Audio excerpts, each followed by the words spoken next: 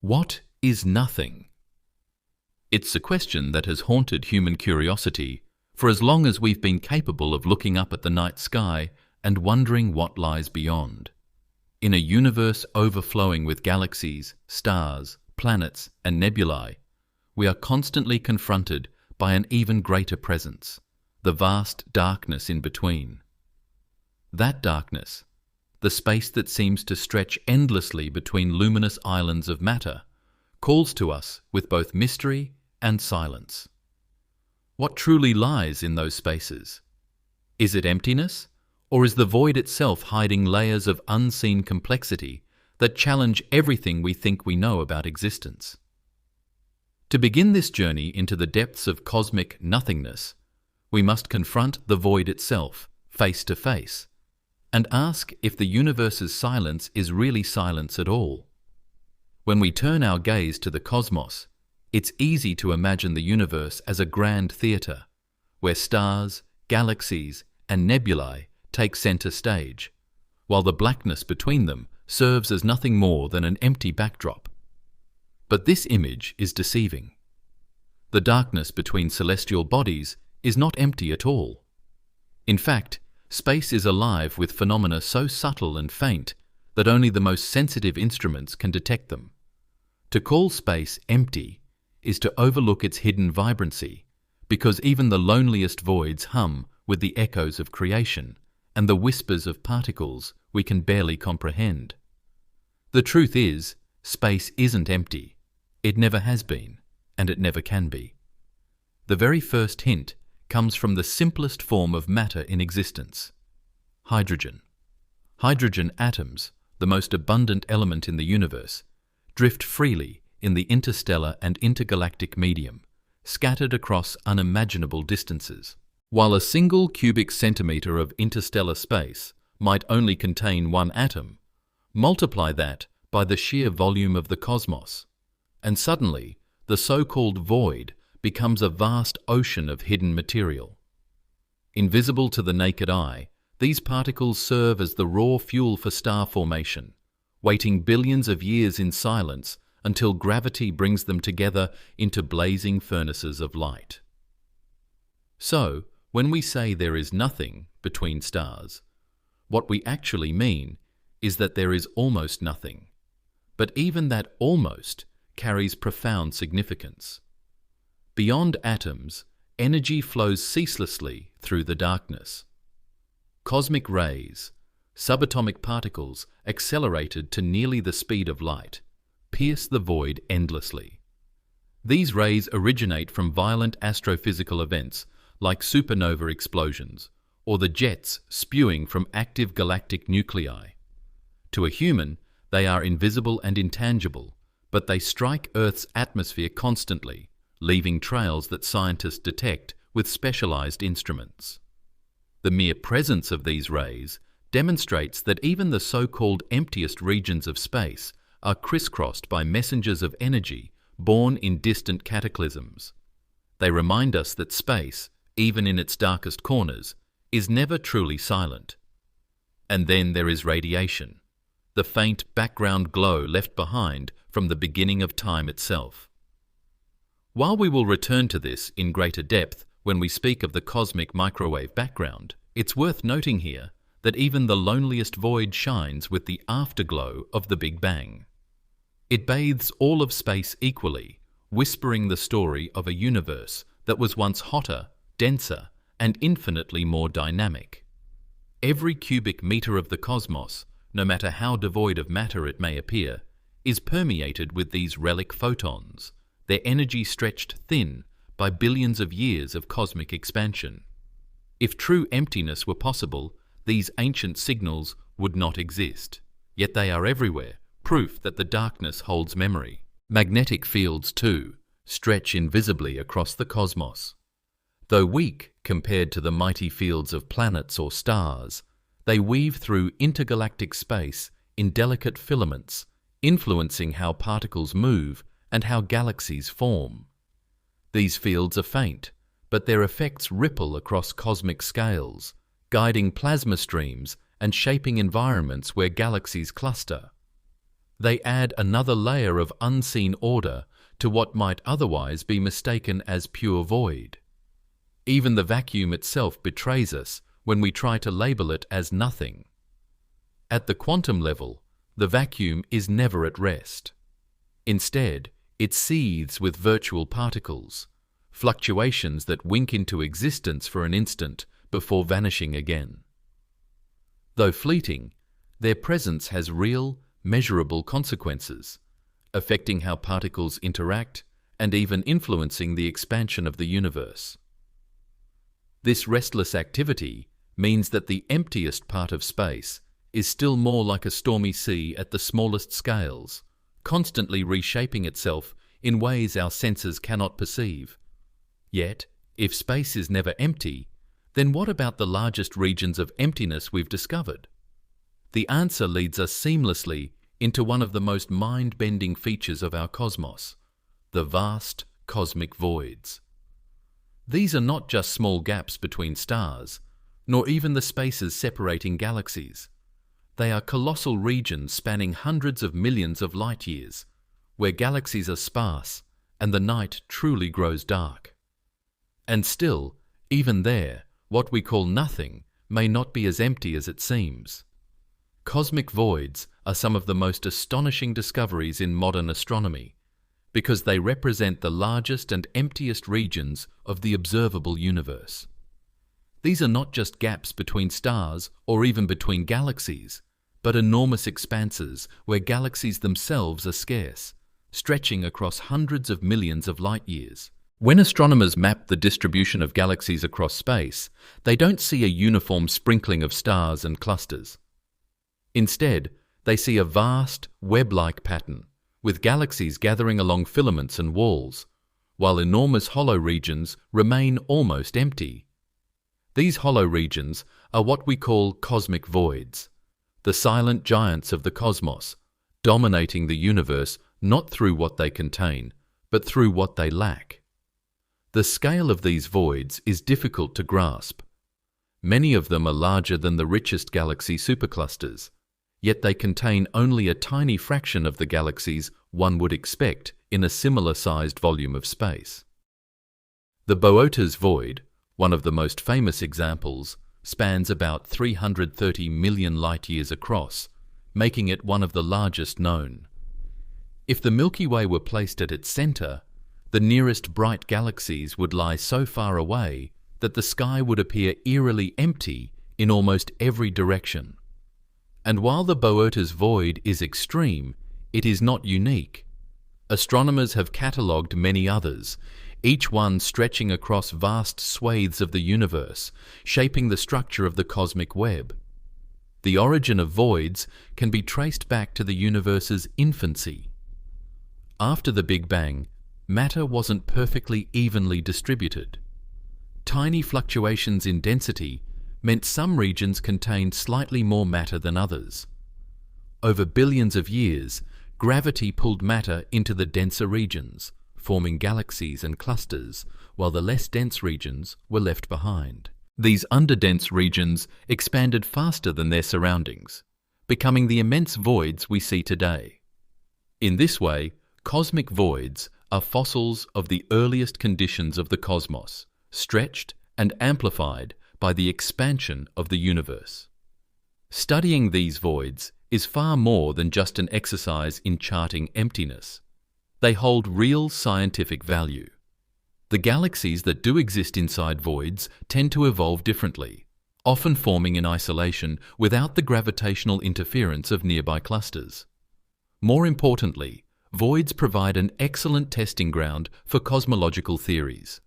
Because they are underdense, their rate of expansion is slightly faster than the average universe, making them sensitive indicators of dark energy, the mysterious force accelerating cosmic expansion. By observing how voids grow and change over time, scientists can refine their models of how dark energy operates and how the universe as a whole is evolving. Even though they appear empty, voids are not completely barren. They contain extremely diffuse hydrogen gas, stretched so thin it is nearly undetectable, but still present in measurable amounts. Dark matter, too, permeates these vast expanses, though at much lower densities than in clusters. We know this because light traveling from distant galaxies through voids is subtly altered by gravitational lensing, the bending of light caused by mass. This proves that even the emptiest regions of the universe still carry weight, both literally and figuratively, in shaping cosmic structure. Cosmic voids dominate the universe not through matter, but through volume. They make up the majority of space, meaning that what we often call nothing is, in fact, the largest single feature of the cosmos.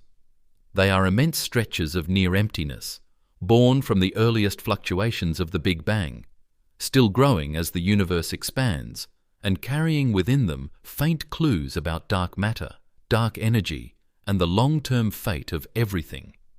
And though they may seem desolate, voids connect directly to the filaments and walls of galaxies around them, giving rise to the intricate cosmic web that defines the universe's large-scale structure. From these immense regions of near emptiness, our exploration naturally narrows to something finer, the wisps of gas, particles, and material that occupy the space between galaxies. This delicate matter, known as the intergalactic medium, fills the voids in ways subtle yet crucial, tying together galaxies across unimaginable distances. The intergalactic medium, often abbreviated as the IGM, is one of the most elusive yet essential components of the universe. It exists in the vast stretches of space between galaxies, where at first glance there appears to be nothing but darkness. Yet, hidden within that darkness are incredibly thin wisps of gas, mostly hydrogen and helium, that stretch across immense distances, connecting galaxies like invisible threads.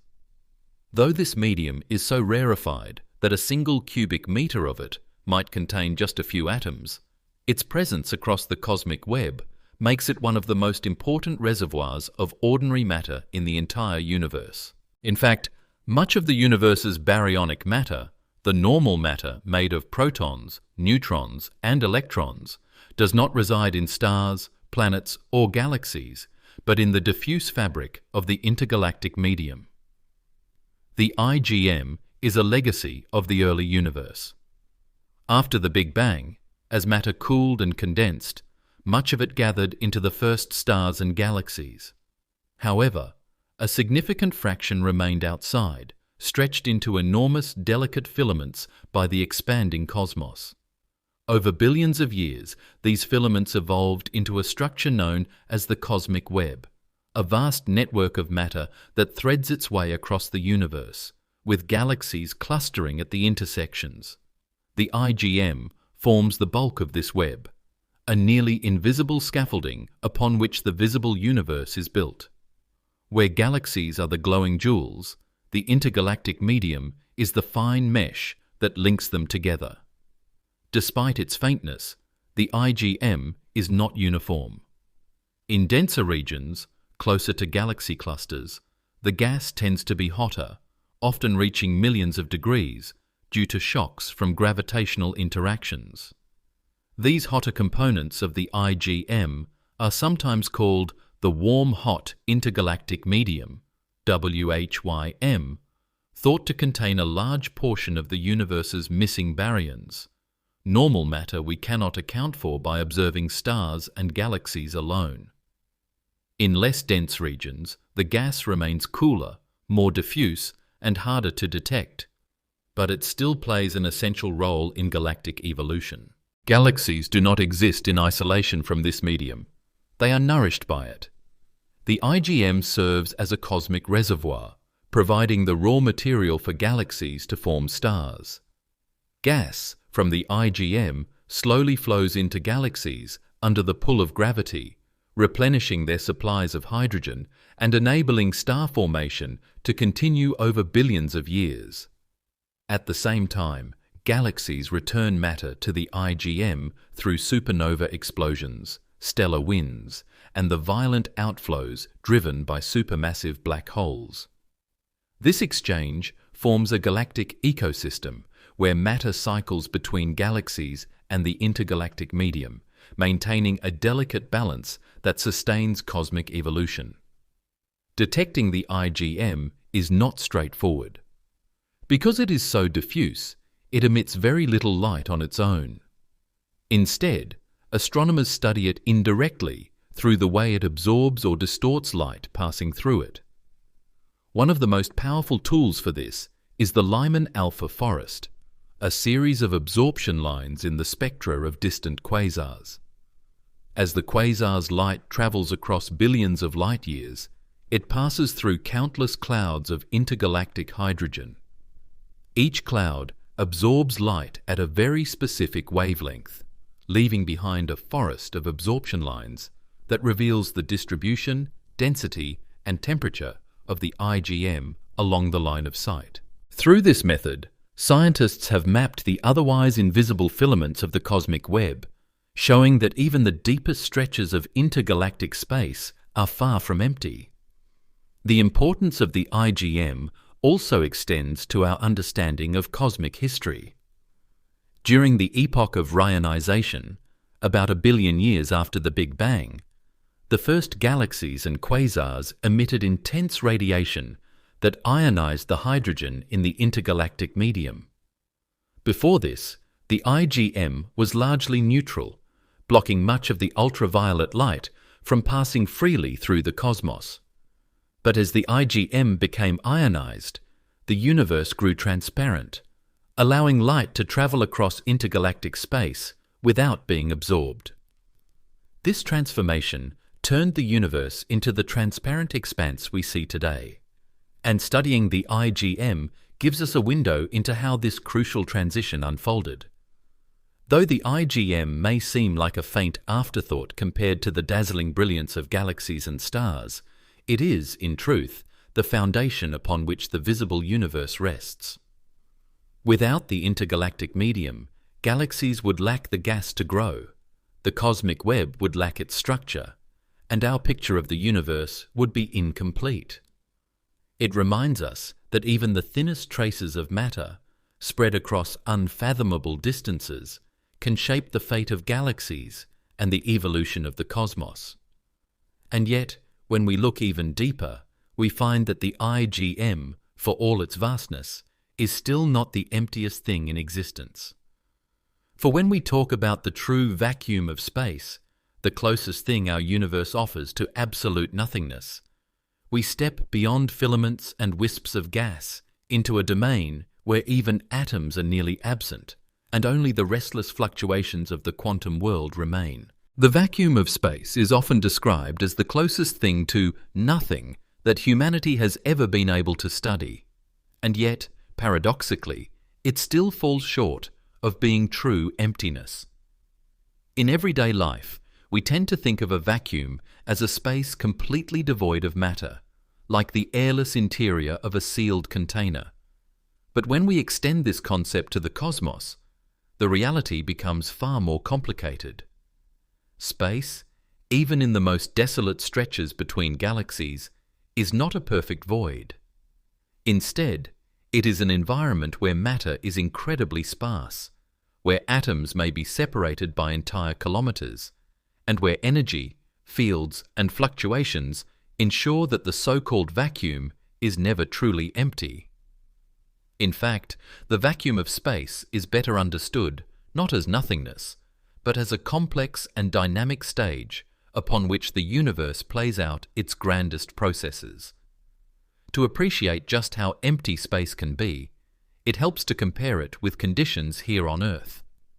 In the best laboratories, scientists can create ultra-high vacuums in specialized chambers, pumping out nearly every trace of gas until only a few thousand atoms remain in a cubic centimeter.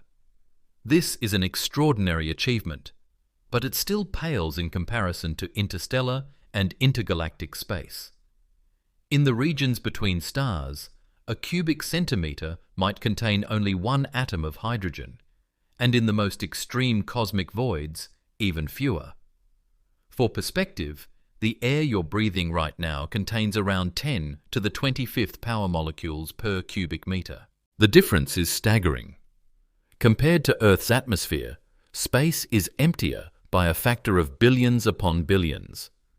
If we were to stand in such a vacuum, ignoring the obvious fact that humans cannot survive there, we would find ourselves in an environment that appears infinitely empty, where molecules are so rare that collisions between them might take centuries to occur.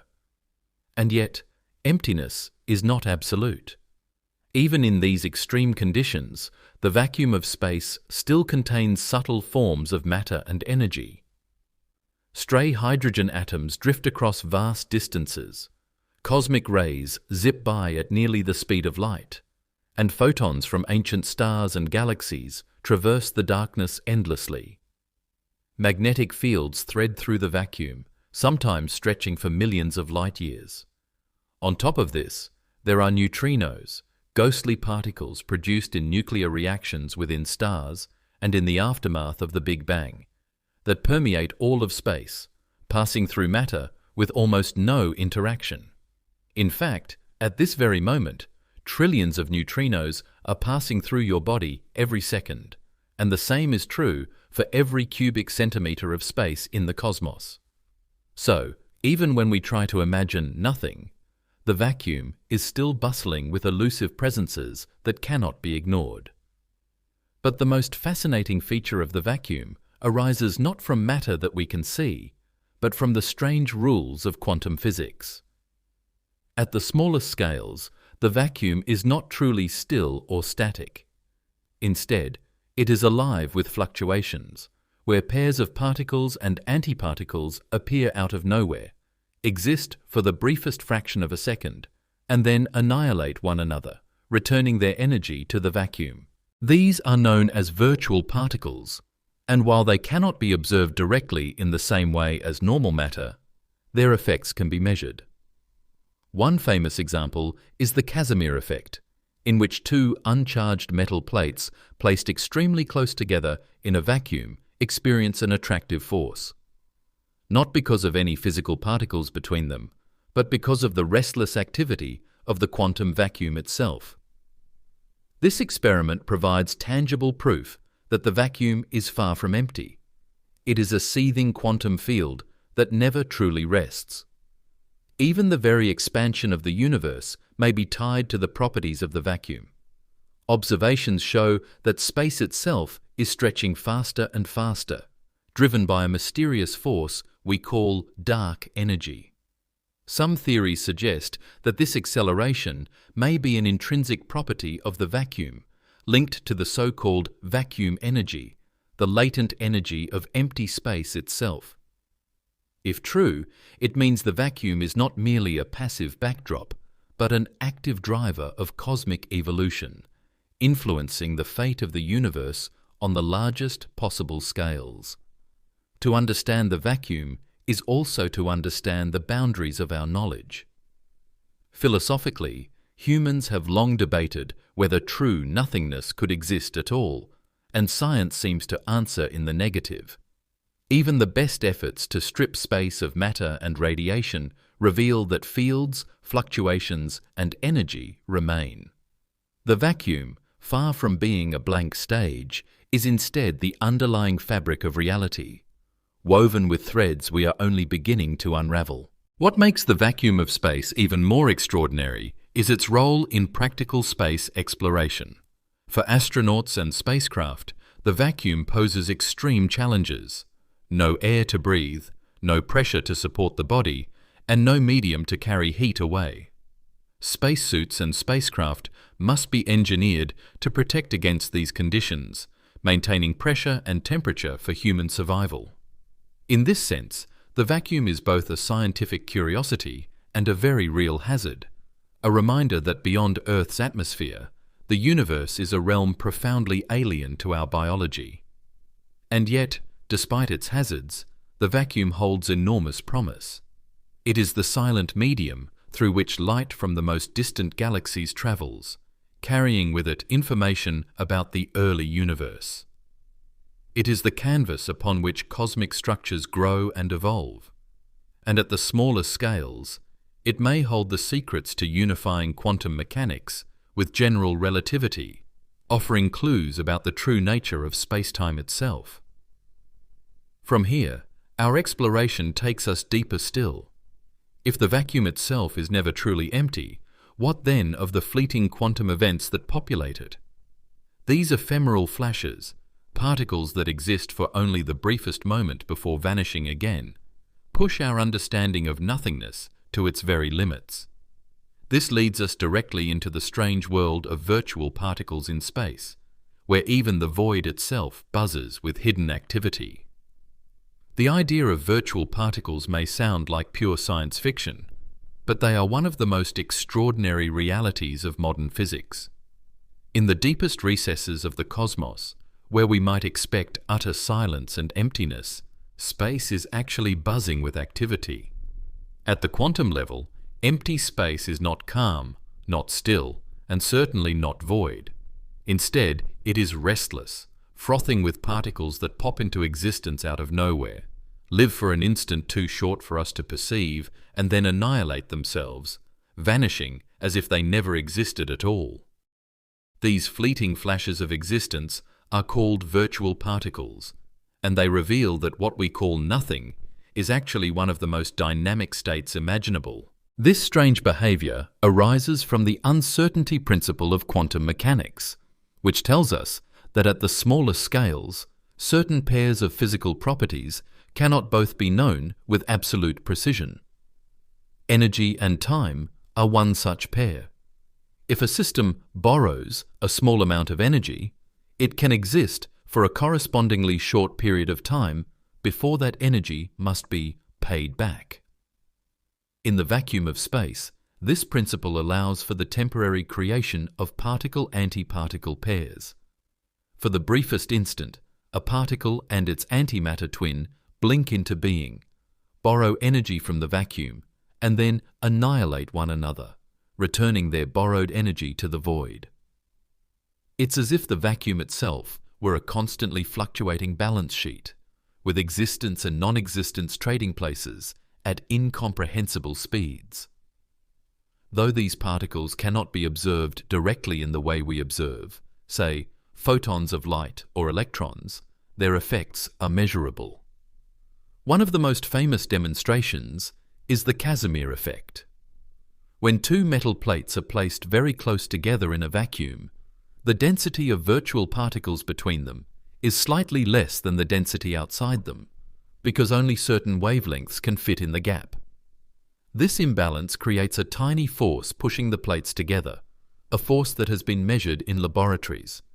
This shows us that even in a vacuum, what we might call nothing, there is still something at work, something so real it exerts physical pressure. Virtual particles also have a profound role in the structure of the universe itself.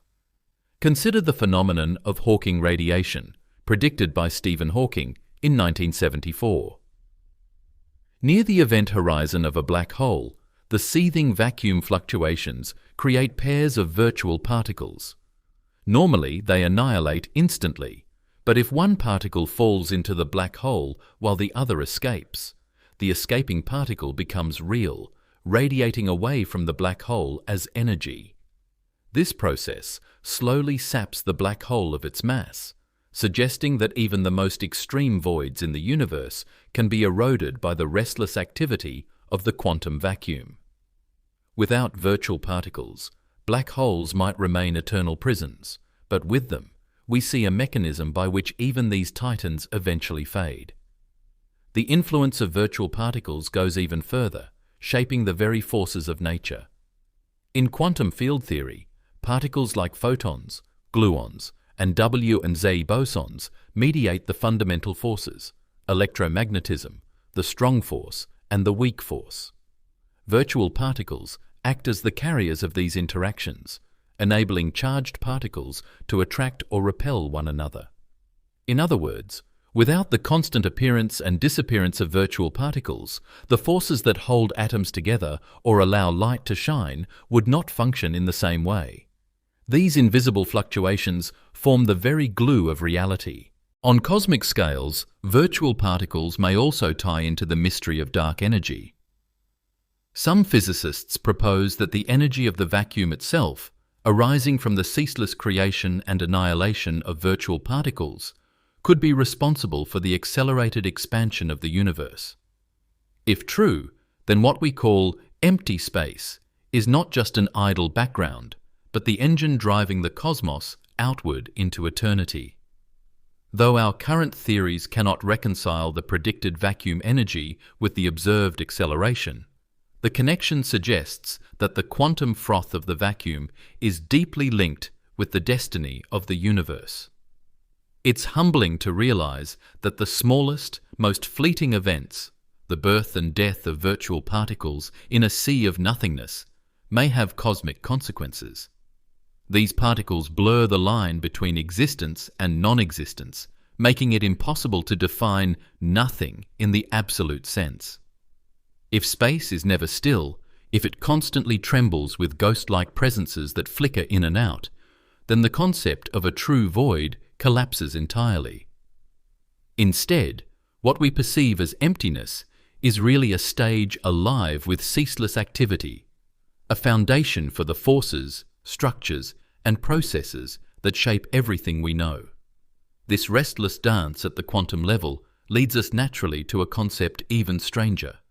If virtual particles show us that the vacuum is not smooth and static, then perhaps at the very smallest scales, space itself is turbulent. Physicists call this idea quantum foam, a vision of space-time as a frothing, ever-changing fabric, where even geometry loses its certainty. Quantum foam takes us even deeper into the strange and unsettling nature of nothingness. If virtual particles reveal that empty space is alive with fleeting fluctuations, then quantum foam suggests that the very fabric of space and time is unstable at the smallest possible scales. At sizes approaching the Planck length, our usual ideas of geometry and smoothness break down completely. Instead of space being flat, calm, and continuous, it becomes frothy, chaotic, and unpredictable. The term foam was first introduced by physicist John Wheeler, who envisioned space-time itself as boiling with tiny distortions, like the bubbles in a simmering pot of water. At this level, nothing is not an empty stage, but a seething storm, where reality itself loses its familiar shape. To grasp the scale of this, consider how small the Planck length really is.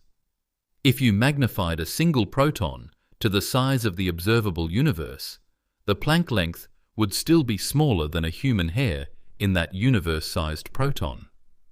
At such scales, the equations of general relativity, which describe space and time as smooth, continuous fabrics, no longer apply.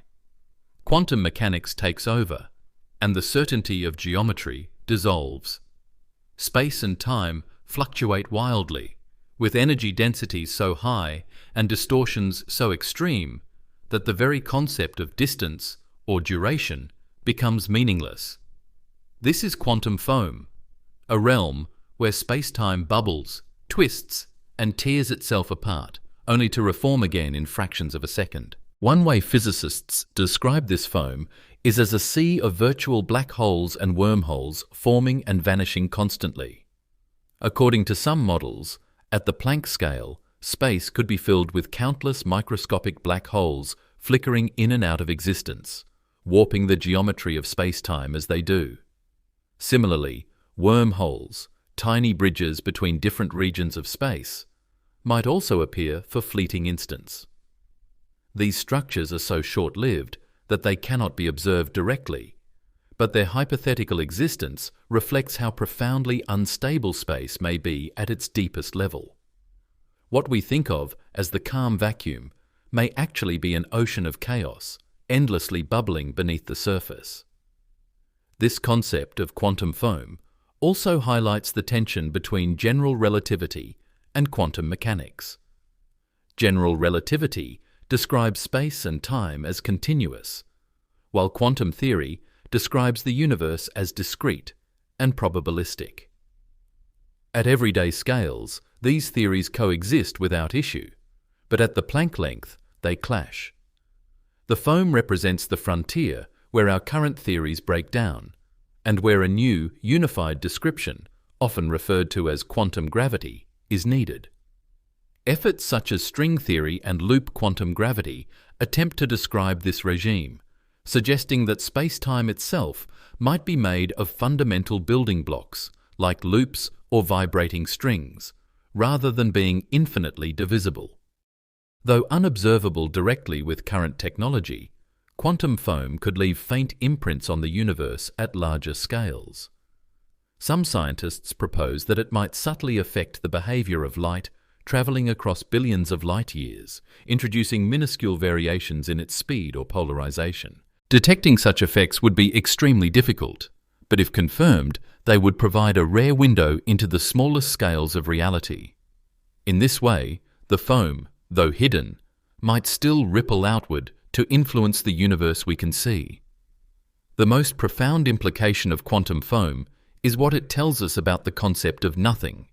If even the smallest units of space and time are restless, frothing, and unstable, then true emptiness is impossible. At every level, from cosmic voids to the vacuum of intergalactic space to the tiniest Planck-scale fluctuations, there is no stillness, no final silence.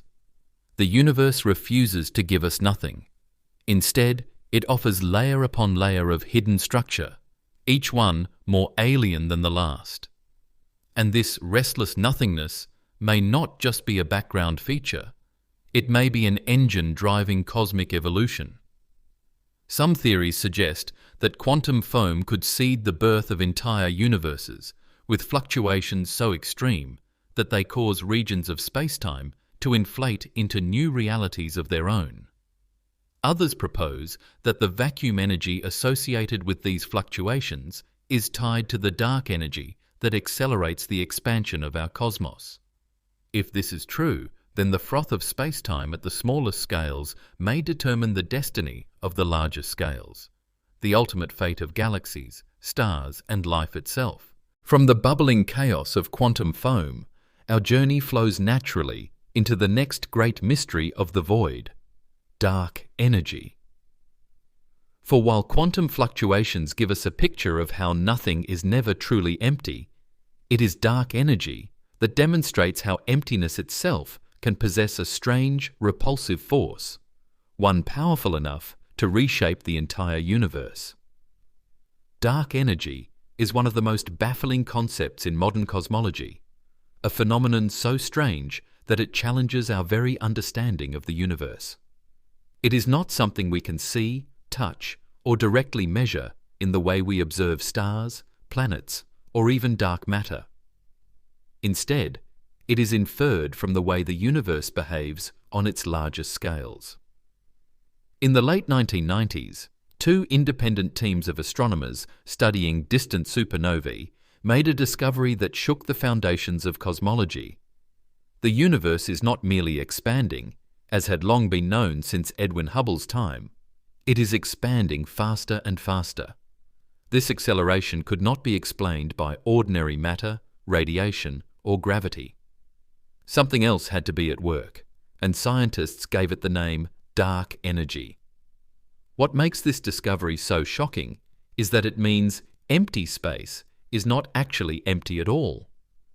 Instead, the void itself appears to possess energy, a property of the vacuum that exerts a repulsive force, counteracting gravity and driving galaxies apart. To put it simply, the nothingness of space is not passive. It is active, dynamic, and powerful enough to shape the destiny of the cosmos. The very fabric of space-time seems to be infused with this mysterious energy, and as the universe expands, the influence of dark energy only grows stronger. One of the leading explanations for dark energy is the idea of vacuum energy, which arises naturally from quantum mechanics. As we explored with virtual particles and quantum foam, even a vacuum is never truly empty. Instead, it constantly buzzes with fluctuations, with particles appearing and disappearing in a restless froth. If all of these quantum fluctuations have an associated energy, then space itself carries a baseline level of energy even when stripped of all matter and radiation. In theory, this vacuum energy could act as a kind of cosmological constant, pushing outward and accelerating the expansion of the universe. Albert Einstein himself once introduced such a constant in his equations of general relativity to allow for a static universe, later calling it his biggest blunder when expansion was discovered. Yet decades later, his idea has been resurrected because a cosmological constant behaves exactly like the dark energy we observe today. However, there is a staggering problem. When physicists attempt to calculate the vacuum energy predicted by quantum field theory, the results are catastrophically large, many orders of magnitude greater than what is observed. The discrepancy is so vast that it remains one of the biggest unsolved problems in physics, sometimes referred to as the cosmological constant problem. Why is the vacuum energy so small compared to predictions, yet still large enough to accelerate the universe? This puzzle sits at the intersection of cosmology, quantum mechanics, and relativity, and solving it may require an entirely new framework of physics. Despite these mysteries, the evidence for dark energy's existence is overwhelming. Observations of supernovae, the cosmic microwave background, and the large-scale distribution of galaxies all point to the same conclusion. About 70% of the energy content of the universe is in the form of dark energy. This means that most of the universe is not made of matter or radiation at all, but of something fundamentally different, something we do not yet understand. Galaxies, stars, planets, and even dark matter make up less than a third of the cosmos, while dark energy dominates the rest. This staggering fact reframes our entire view of reality. The vast majority of the universe is not luminous or even material, but is instead bound up in a force hidden in the void. The effect of dark energy is profound. It stretches the fabric of space-time, pushing galaxies farther apart with each passing moment. The farther away a galaxy is, the faster it recedes from us. Not because it is moving through space, but because space itself is expanding. Over billions of years, this expansion has reshaped the universe, creating ever larger gaps between galaxies and clusters. In the distant future, if dark energy continues to dominate, galaxies outside of our local group may drift so far away that their light will never reach us, effectively disappearing beyond a cosmic horizon. Future civilizations, billions of years from now, might look at the night sky and see only the faint glow of their own galaxy, unaware that a vast universe ever existed beyond. Different models of dark energy predict different outcomes for the fate of the cosmos. If dark energy is a cosmological constant, unchanging and uniform, then the universe will expand forever, cooling and diluting until it approaches a state of heat death. If, however, dark energy is dynamic, changing over time, then stranger fates are possible. In one scenario, known as the Big Rip, dark energy grows stronger and stronger until it overwhelms not just galaxies and stars, but atoms themselves, tearing the very fabric of matter apart. In another, dark energy could eventually fade, allowing gravity to slow the expansion and perhaps even reverse it, leading to a big crunch. Each of these possibilities hinges on understanding the true nature of the energy lurking in the void. Dark energy also plays a critical role in the structure of cosmic voids themselves. These immense regions, largely empty of galaxies, expand faster than denser regions, making them particularly sensitive to the effects of dark energy. By studying how voids grow and evolve, scientists hope to learn more about how dark energy operates. In this sense, emptiness itself becomes a laboratory, a place where the absence of matter highlights the presence of the unseen. The mystery of dark energy forces us to confront the possibility that what we perceive as nothingness may, in fact, be the most important something of all.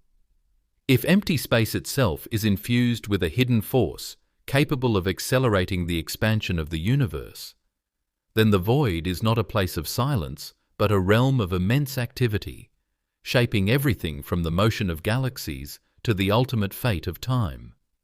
Nothingness, once thought of as absence, becomes presence on a cosmic scale. And yet, the void still holds another relic, another whisper from the deep past that complicates our picture of nothingness even further. Long before galaxies formed, before stars lit up the heavens, the early universe left behind a faint glow that still permeates all of space. This glow, known as the cosmic microwave background, ensures that even the darkest reaches of the universe are never truly dark.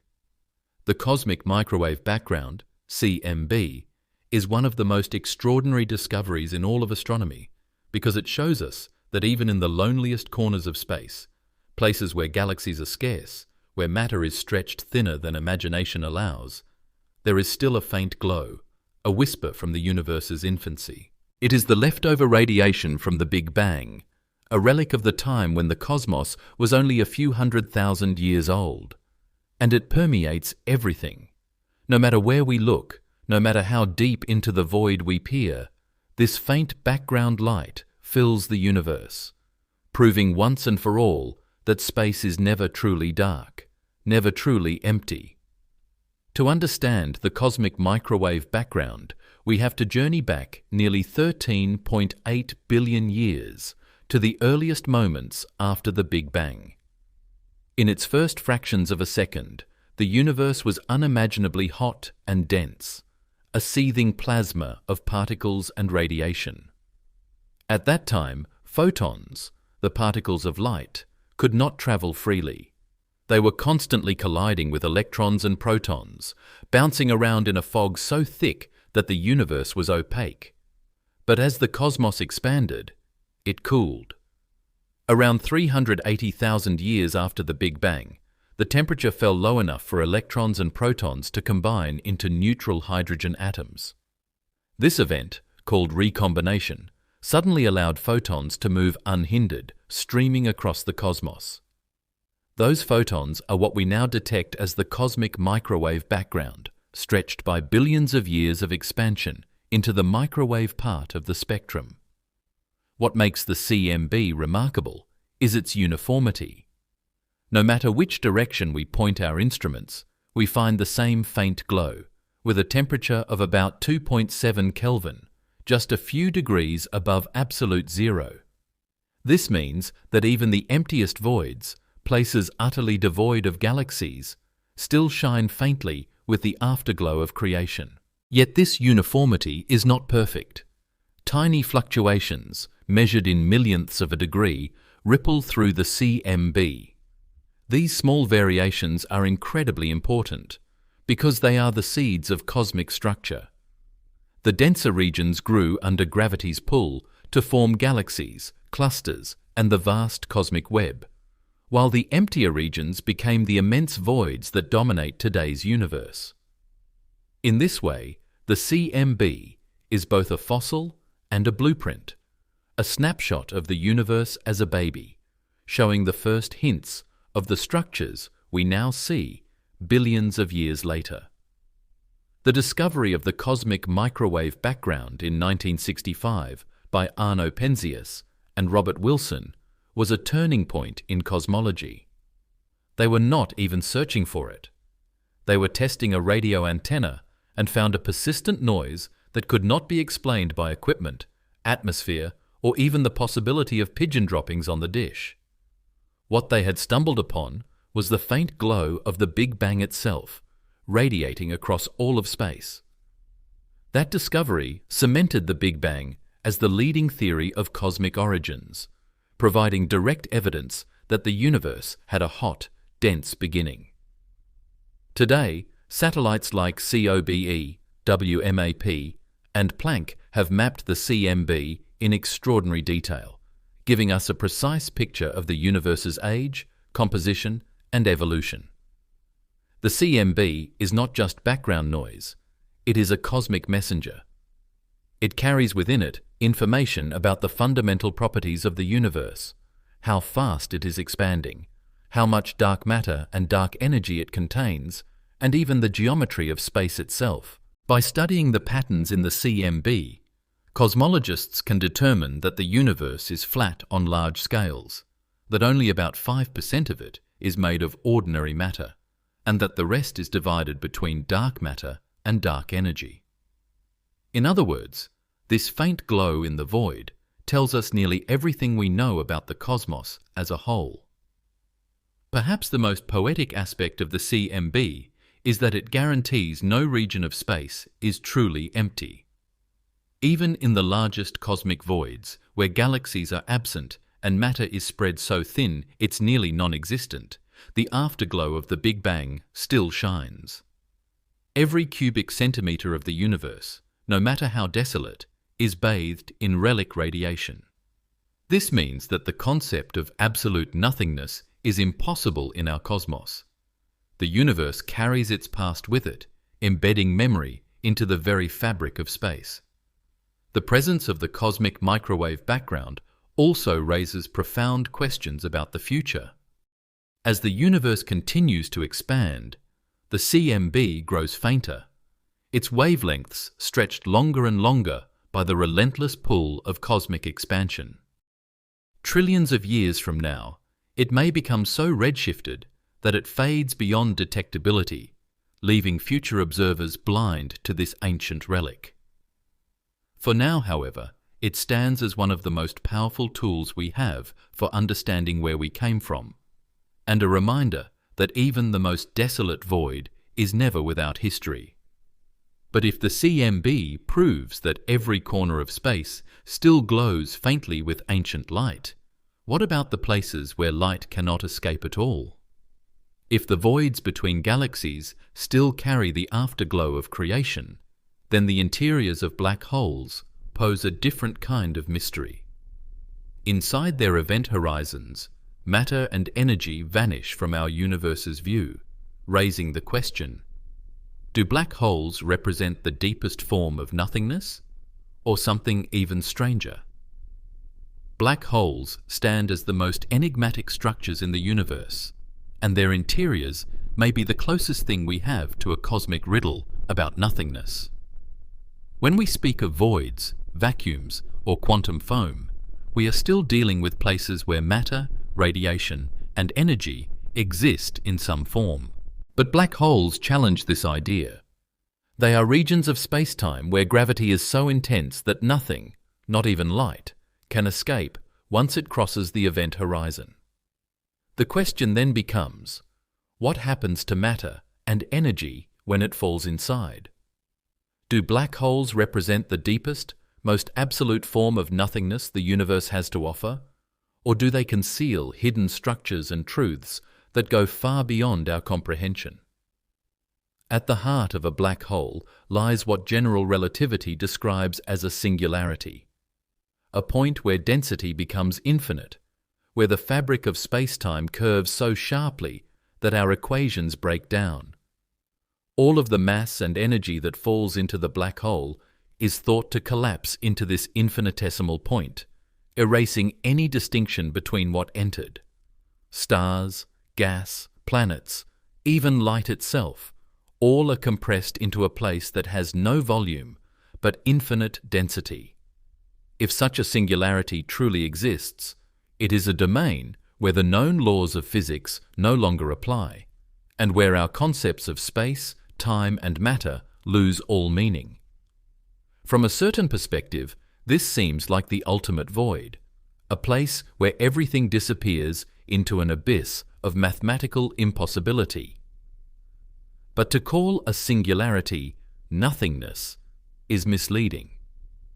The paradox of black holes is that they are defined by both presence and absence. They are made of matter, yet we cannot see it.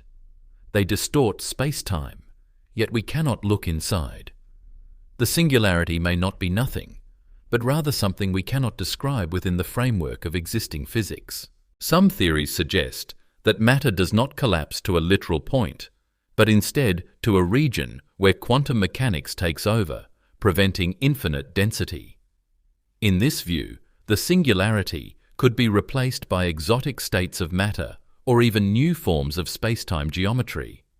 If that is true, then black hole interiors are not voids at all, but laboratories of extreme physics, hiding answers about how gravity and quantum mechanics might one day be unified. This mystery deepens when we consider the information paradox. According to quantum mechanics, information about the state of a physical system can never be completely destroyed. But if matter and energy fall into a black hole, are they erased forever? Hawking's discovery of black hole radiation suggested that black holes can slowly evaporate, emitting energy until they eventually disappear. If that happens, what becomes of the information encoded in everything that once fell inside? Does it vanish into nothingness, violating one of the bedrock principles of physics? Or is it somehow preserved, perhaps encoded on the event horizon itself in a holographic form? This debate continues to push the boundaries of theoretical physics, showing that black holes are not only astronomical objects, but also conceptual battlegrounds over the very meaning of reality. Inside the event horizon, time and space swap roles in a way that defies intuition. From the outside, it appears that anything falling into a black hole slows down, taking an infinite amount of time to reach the event horizon. But from the perspective of the falling object, time passes normally, and the journey to the center is inevitable and irreversible. In this way, a black hole's interior is not just a void, it is a one-way path, a gravitational funnel from which no return is possible. The event horizon acts as a point of no return, cutting off whatever happens inside from the rest of the universe. For us, the interior might as well not exist, since no signal, no particle, no photon can ever carry its secrets outward again. Yet black holes may also be gateways, not voids. Some speculative theories propose that their interiors could connect to other regions of space-time, forming wormholes or even baby universes. In these scenarios, the collapse of matter inside a black hole doesn't end in nothingness, but in the creation of something new, a separate reality branching off from our own. While such ideas remain unproven, they highlight how far black holes push the concept of emptiness. Instead of annihilating matter into non-existence, perhaps they recycle it into unseen realms. Whether they represent ultimate nothingness or ultimate transformation, black holes remind us that the void is never simple. The interior of a black hole may look like an abyss from our perspective, but it could be the very opposite. A cauldron of energy, a factory of quantum processes, or even a seed of new universes. To call it nothing might be the greatest misstep of all, because within these invisible giants may lie everything we still don't understand about space, time, and reality. And this leads us to the edges of black holes, the event horizons. These invisible boundaries define where the known universe ends and mystery begins, where the question of nothingness takes on its most dramatic form. They are not places where matter disappears, but horizons beyond which knowledge itself cannot pass. The event horizon is one of the most profound and unsettling concepts in all of physics, because it represents a boundary between what can be known and what can never be known. Around every black hole, there is an invisible surface beyond which nothing can return. Not matter, not radiation, not even light. This is the event horizon, the so-called point of no return. It is not a physical surface, like the crust of a planet or the edge of a star, but rather a mathematical boundary in space-time, dictated by gravity. To cross it is to leave the observable universe forever, because from the perspective of the outside world, whatever passes through is gone, its information hidden behind a veil that no signal can pierce. If the interiors of black holes tempt us with the mystery of ultimate nothingness, then the event horizon is the curtain that hides that mystery from us completely. To understand why the event horizon is so absolute, we need to recall the nature of escape velocity. On Earth, if you launch a rocket fast enough, 11.2 kilometers per second, you can overcome gravity and escape into space. For the Sun, the escape velocity at its surface is much greater, about 617 kilometers per second. But for a black hole, the escape velocity at the event horizon exceeds the speed of light, and because nothing in the universe can travel faster than light, escape is impossible. The horizon is therefore the ultimate limit, the boundary where gravity's grip becomes total. Anything crossing it is pulled inevitably inward, unable to resist or reverse course. From the outside, this looks like disappearance.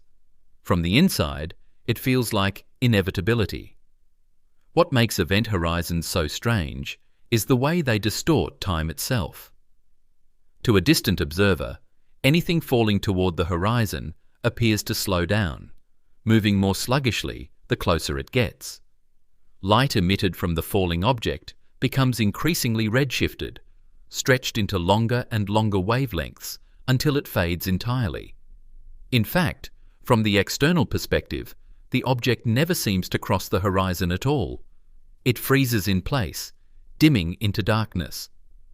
But from the object's own perspective, time flows normally. It falls inward, crosses the horizon, and continues toward the singularity in a finite span of time. This duality illustrates how relativity bends our common sense.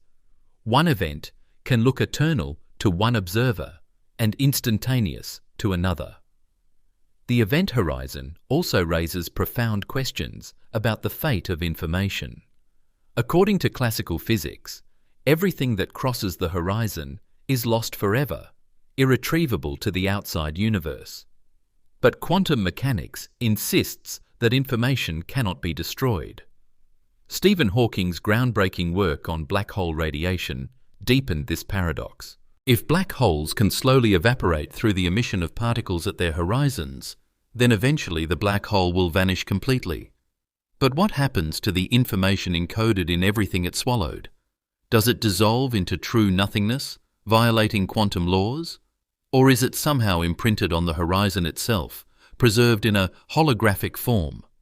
This is the heart of the black hole information paradox, one of the greatest unresolved debates in physics. Recent theories like the holographic principle suggest that the information is not lost, but smeared across the event horizon, encoded in ways we do not yet fully understand. According to this idea, the three-dimensional contents of a black hole might be represented on its two-dimensional surface. If true, the event horizon is not merely a boundary of disappearance, but a cosmic hard drive, storing the history of everything that has ever fallen within. The notion that our universe itself might be holographic in nature, that reality, as we experience it, could be a projection from a deeper layer of physics, emerges partly from this puzzle about event horizons. Event horizons are also dynamic, not static. When a black hole consumes new matter, the horizon expands. When it emits Hawking radiation, the horizon contracts. This means the boundary is constantly adjusting, responding to the flow of energy in and out. Far from being a rigid barrier, it is more like a living surface, evolving in tandem with the black hole it surrounds. The horizon is both the skin of a black hole and its most mysterious feature, a place where the rules of the universe bend in ways we struggle to reconcile. For observers like us, the event horizon is absolute. No telescope, no particle detector, no spacecraft can peer beyond it. Whatever lies inside, whether a singularity, exotic matter, or even a gateway to other universes, is forever hidden from view. In this sense, the event horizon is not only the edge of a black hole, but also the edge of knowledge itself, a line that divides the knowable from the unknowable. To study black holes is to study shadows, distortions, and echoes, never the thing itself. And yet, just outside the event horizon, space remains accessible.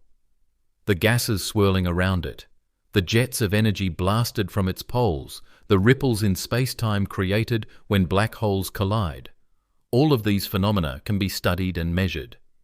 In this way, event horizons mark not only an end, but also a beginning.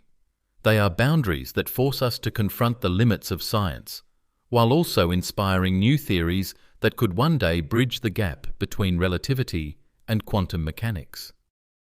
From the terrifying edges of black holes, our journey through nothingness now stretches outward again, into the vast gulfs of space. For if the interiors of black holes hide their secrets behind horizons, then the spaces between stars and galaxies remind us that emptiness itself comes in degrees. Interstellar space, with its thin clouds of gas and dust, is one kind of void. Intergalactic space, where even those faint traces dwindle almost to zero, is another. Comparing them reveals that not all nothings are equal. Interstellar space and intergalactic space are both realms that test the limits of emptiness, yet they are not the same. They represent two very different degrees of cosmic nothingness, each defined by the matter, radiation, and forces that permeate it. When we step outside the protective shell of a planet's atmosphere, even leaving behind the solar system itself, we first enter the realm of interstellar space, the medium that lies between the stars of a galaxy. But if we push even farther beyond the gravitational influence of the Milky Way and out into the gulfs between galaxies, we reach intergalactic space, a far more extreme environment, where matter is stretched so thin that the word void feels almost literal. Comparing the two reveals not just the gradient of emptiness in the universe, but also how subtle differences in density and energy shape cosmic evolution on vastly different scales. Interstellar space, the environment that begins just beyond the heliopause, where the solar wind gives way to the broader influence of the galaxy, is not a perfect vacuum. It contains what is called the interstellar medium, ISM, a diffuse mixture of gas, dust, cosmic rays, and magnetic fields. This medium is far thinner than anything we experience on Earth, but it is dense enough to matter. On average, interstellar space contains about 1 atom per cubic centimetre, though this can vary widely. Some regions, like dense molecular clouds, can hold hundreds of particles per cubic centimetre, while hot, ionized regions between them may hold far fewer. Despite its rarity, this medium plays a critical role in galactic life. It serves as the raw material from which stars form, and it acts as a recycling ground where old stars return their gas through stellar winds and supernova explosions. In other words, interstellar space is not empty. It is a galactic ecosystem, thin and tenuous, but still rich enough to fuel ongoing cosmic cycles. By contrast, intergalactic space is far more desolate. This is the realm between galaxies, extending across millions of light years. Here, the density of matter drops by orders of magnitude compared to interstellar space. Instead of 1 atom per cubic centimetre, intergalactic space may contain just 1 atom in several cubic meters, or even in tens of cubic meters in cosmic voids. That's so sparse that 2 hydrogen atoms drifting through intergalactic space could travel millions of kilometers before colliding with one another. It is as close to nothingness as the universe allows. Yet even here, there are faint traces of matter. Streams of hydrogen gas stretch between galaxies, forming filaments of the cosmic web, while dark matter permeates the void invisibly, shaping the gravitational scaffolding of the cosmos. Radiation also behaves differently in these environments. In interstellar space, the background glow of starlight is relatively strong. Cosmic rays are more frequent, and magnetic fields shape the movement of charged particles. But in intergalactic space, starlight is faint and diffuse, often reduced to the faint afterglow of distant galaxies. The dominant radiation is the cosmic microwave background, that relic glow from the Big Bang, which is equally present everywhere. For a hypothetical traveller floating in intergalactic space, the universe would appear staggeringly dark, with only faint smudges of distant galaxies on the horizon. The transition between these two realms also defines the boundary between the familiar and the unimaginable. Voyager 1, launched in 1977, crossed into interstellar space in 2012, when it passed the edge of the Sun's heliosphere. But even now, it is still firmly within the Milky Way, swimming through an environment where gas, dust, and starlight remain relatively abundant compared to the void beyond. To truly reach intergalactic space, a spacecraft would need to travel for tens of millions of years at its current speed, escaping the gravitational influence of the galaxy altogether. This illustrates just how immense the scale of emptiness becomes when we move from interstellar to intergalactic domains. The differences also influence how galaxies evolve. In interstellar space, the gas reservoir enables new stars to form, and interactions between stars and the medium regulate a galaxy's internal processes. But in intergalactic space, the extreme emptiness isolates galaxies from one another. Unless they are bound in clusters, galaxies drifting through intergalactic voids are cut off from fresh supplies of gas, eventually exhausting their ability to form stars. This is why galaxies within clusters, fed by intergalactic gas flows, often evolve differently than lonely field galaxies adrift in the vast voids. In this way, comparing interstellar and intergalactic space shows us that emptiness is not uniform. Interstellar space is sparse but active, a place of faint gas clouds, magnetic fields, and star-forming potential. Intergalactic space, by contrast, is almost pure void, vast stretches of near-nothingness where only the faintest traces of matter and the universal glow of the cosmic microwave background remain. Both are vacuums compared to life on Earth, but one is a nursery for stars, while the other is a desert stretching across the universe. From this comparison, we can now turn to an even more extreme manifestation of emptiness, supervoids.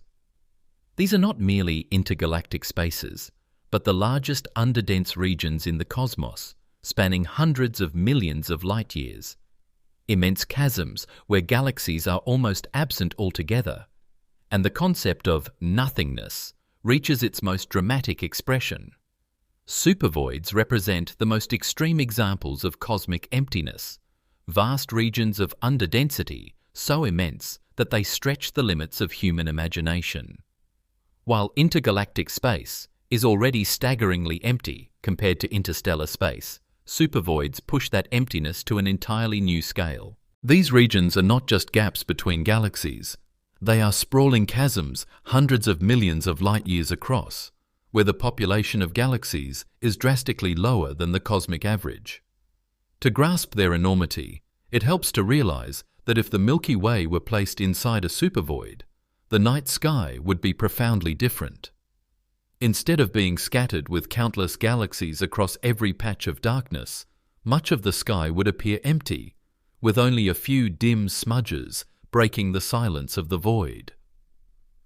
One of the most famous and striking examples is the Boötes void, discovered in 1981 by astronomer Robert Kirshner and his team.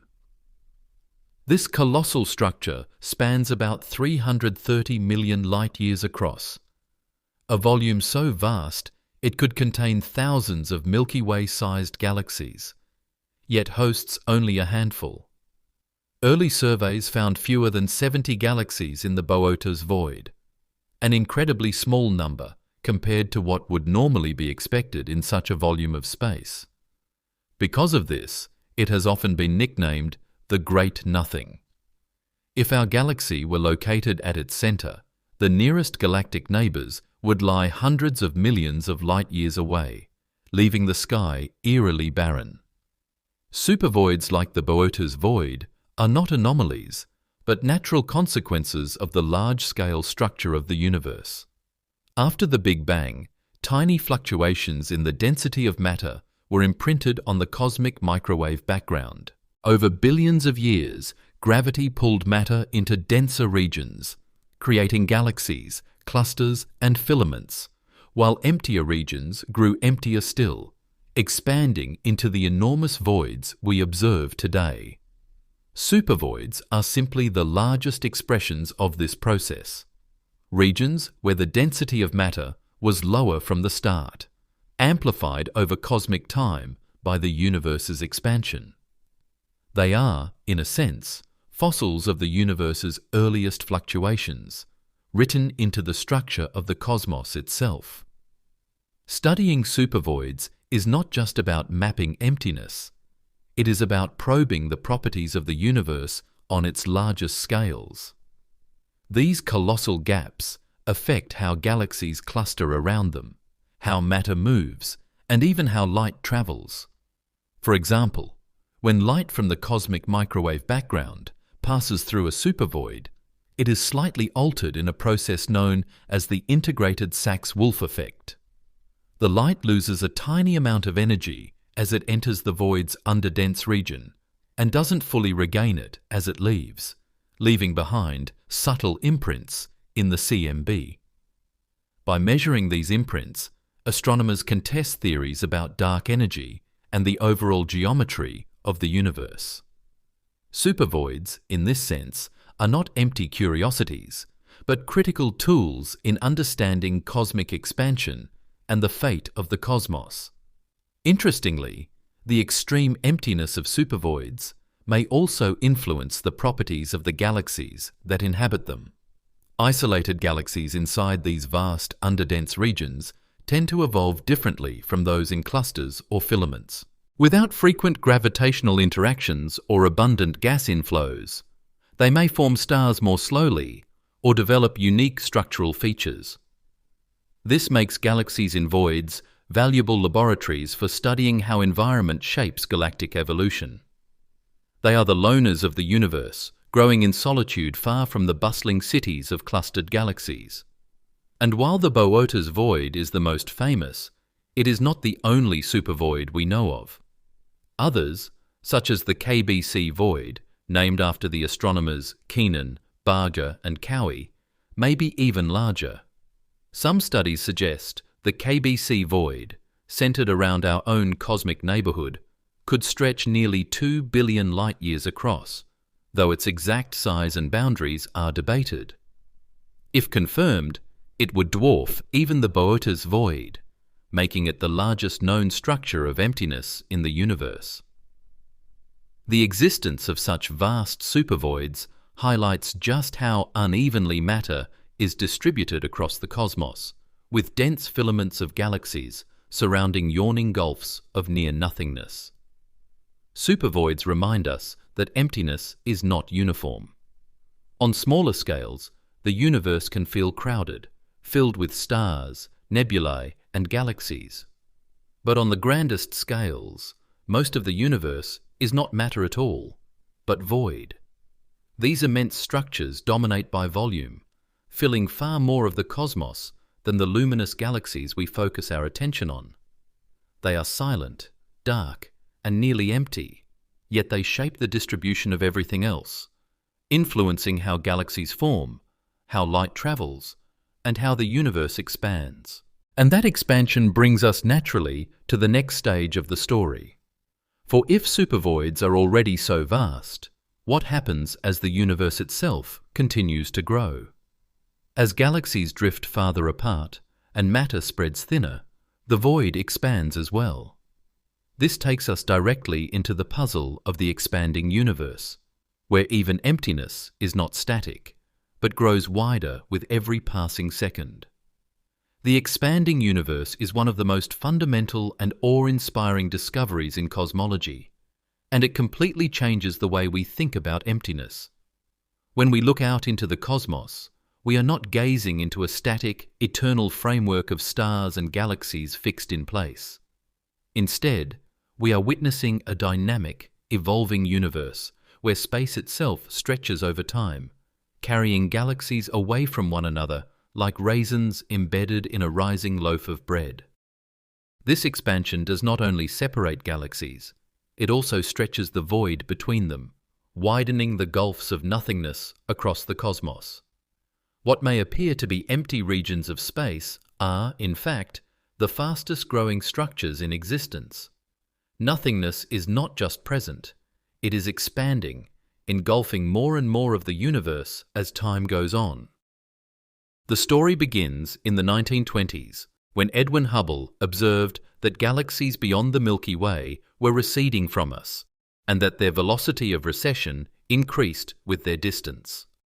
This relationship, now known as Hubble's law, provided the first evidence that the universe is expanding. Crucially, this does not mean galaxies are moving through space away from us, but rather that the fabric of space itself is stretching, carrying galaxies with it. To put it another way, the galaxies are like islands floating in an ocean. It is not that they are moving through the water, but that the water itself is rising and spreading, carrying them farther apart. This realization means that the voids between galaxies, the apparent nothingness, are constantly increasing in size, stretched wider by the expansion of space-time itself. At first, cosmologists believed that gravity, the universal force of attraction, might eventually slow the expansion. In a universe filled with matter, every galaxy should tug on every other, gradually decelerating the growth of space. But in 1998, observations of distant supernovae revealed a startling truth. The expansion is not slowing, it is accelerating. This acceleration is attributed to dark energy, a mysterious force associated with the vacuum of space. The implication is that not only are the voids expanding, but they are expanding at an ever-increasing rate, meaning emptiness is becoming the dominant feature of the cosmos. In fact, as time goes on, the structure of the universe will be defined less by the galaxies themselves and more by the ever-widening voids that separate them.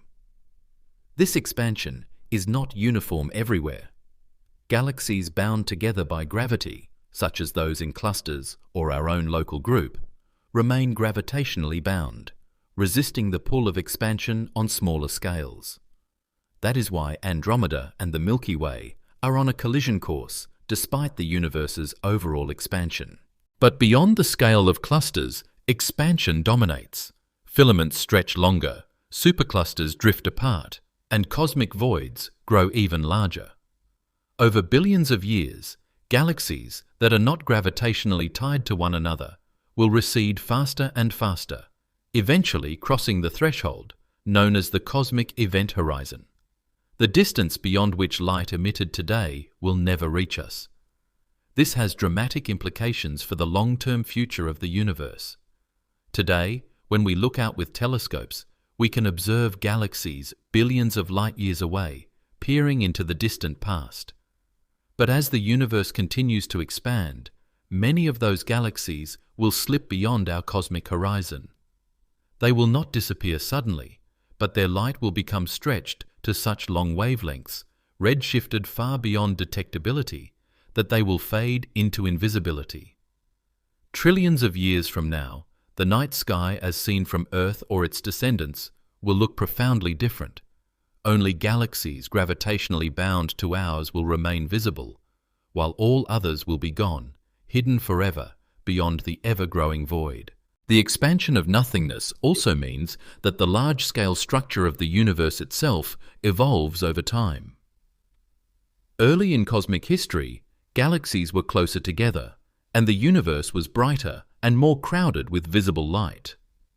Over time, as space has expanded, galaxies have drifted apart, the night has grown darker, and the voids have expanded into their current vastness. Looking forward, the expansion will continue to dilute the universe, spreading matter and radiation thinner and thinner until only emptiness remains dominant. This is sometimes described as the universe's march toward heat death, a state where galaxies have burned out, stars have gone dark, and expansion has spread energy so thin that the cosmos becomes cold and still. But there is more to the expanding void than just galaxies receding. Expansion also stretches the cosmic microwave background, the faint afterglow of the Big Bang. Over time, its wavelengths are stretched into longer and longer radio waves, until eventually they will fade into undetectability. Even this relic of the universe's fiery birth will be swallowed by the growing emptiness, leaving no trace for future observers. The universe will not just appear emptier, it will truly become emptier, as the observable evidence of its origins fades into the unreachable past. And yet, the expansion of nothingness is not just a story of loss. It is also a story of discovery. By studying the accelerating expansion, cosmologists are able to probe the properties of dark energy, test models of the universe's geometry, and refine our understanding of its ultimate fate.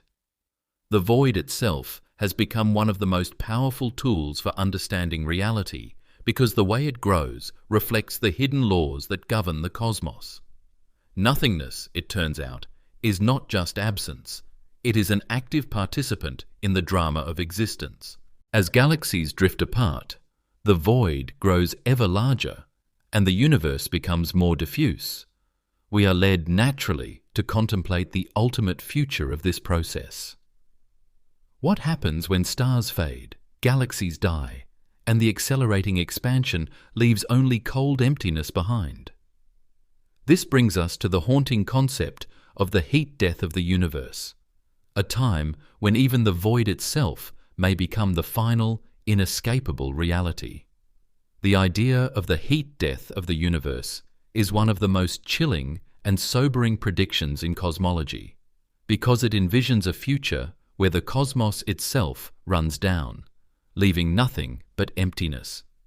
It is not an end marked by fire, explosions, or sudden collapse, but by an eternity of cold and silence. In this scenario, the universe does not die violently. It simply fades away as stars exhaust their fuel, galaxies drift beyond reach, and energy spreads so thin across space that no useful work can ever be done again. The result is a final state of maximum entropy, where everything is evenly distributed and no gradients remain to power the engines of cosmic evolution.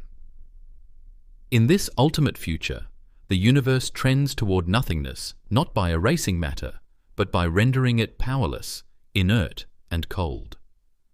To understand this, it helps to revisit the second law of thermodynamics, which states that entropy, a measure of disorder, always increases in a closed system. The universe itself is often treated as such a system, and if entropy can only rise, then over unimaginable spans of time, the cosmos must approach a state where energy is spread evenly, with no differences left to exploit. In the present universe, stars shine because nuclear reactions in their cores release energy, flowing outward into colder space. Galaxies cluster and evolve because gravity pulls matter together, creating regions of high density amidst the void. But as time marches on, these processes run their course. Fuel is consumed, structures stabilize, and differences flatten out. The universe becomes more uniform, more entropic, and less active, until it slips into a state of profound stasis. The first stage of this long decline is the fading of the stars. Over the next tens of trillions of years, the last red dwarfs, small, faint stars with lifespans far longer than the sun's, will eventually burn out. When they die, the night sky will lose its last twinkling lights. Only remnants will remain: white dwarfs, neutron stars, and black holes. These husks of stellar life will linger, but they will no longer shine. The universe will become darker and darker until the galaxies that still exist are filled only with cinders of former brilliance. But even this is not the end. White dwarfs will slowly cool into black dwarfs, emitting no light at all. Neutron stars may persist, but their radiation will dwindle. Black holes will dominate, swallowing the last gas and matter, but even they are not eternal. Through the slow trickle of Hawking radiation, black holes will evaporate over timescales stretching into 10 to the 67th years or more, far longer than the current age of the universe. When the last black hole evaporates, there will be no stars, no galaxies, and no visible structures left, only a thin, cold haze of particles drifting through expanding voids. At that point, the universe will enter what is called the degenerate era. Matter will exist only in the form of subatomic particles, protons, electrons, neutrinos, and photons, spread so thin that the average density of the universe approaches zero. The cosmos will still expand, stretching the void wider and wider, until even these particles grow lonely, separated by vast distances. If protons themselves are unstable, as some theories suggest, they may eventually decay, dissolving into even lighter particles. If this happens, then all ordinary matter will vanish, leaving only radiation and ghostly neutrinos scattered across the darkness. The final stage is the heat death itself. In this state, the universe will be incredibly large, incredibly cold, and incredibly empty. Temperatures will hover infinitesimally above absolute zero, with only the faintest traces of radiation filling space. No stars, no planets, no black holes, nothing will remain to structure the void. The universe will be featureless, with energy spread uniformly across its volume. Time will continue, but with no processes left to mark its passage, it will become meaningless. It will be a cosmos of pure stillness, an eternal void where change has ceased. Some variations on this scenario introduce different flavors of nothingness.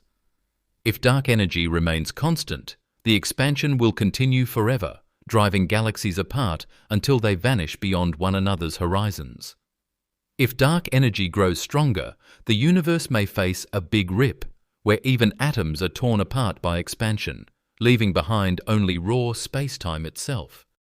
In all of these visions, however, the outcome is the same. Emptiness wins. The universe becomes a graveyard where the lights never return, and nothing new can ever be born. And yet, this concept of the final nothing raises another possibility, one that turns despair into wonder. If emptiness dominates the future, could emptiness itself be creative? Could the restless fluctuations of quantum foam or the hidden energy of the vacuum give rise to new beginnings? This leads us naturally into the idea that nothing itself might spawn universes, that the void may not be an end, but a doorway, a fertile ground for reality itself to bloom again. The question of whether nothing could spawn universes is one of the most audacious and profound ideas in all of science and philosophy. It challenges us to reimagine what we mean by nothing in the first place, and whether true nothingness is even possible. At first glance, the idea seems impossible.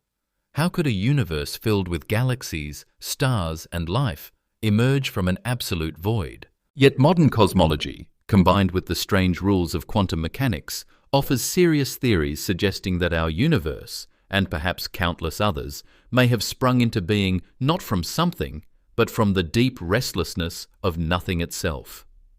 To explore this, we must first redefine nothing.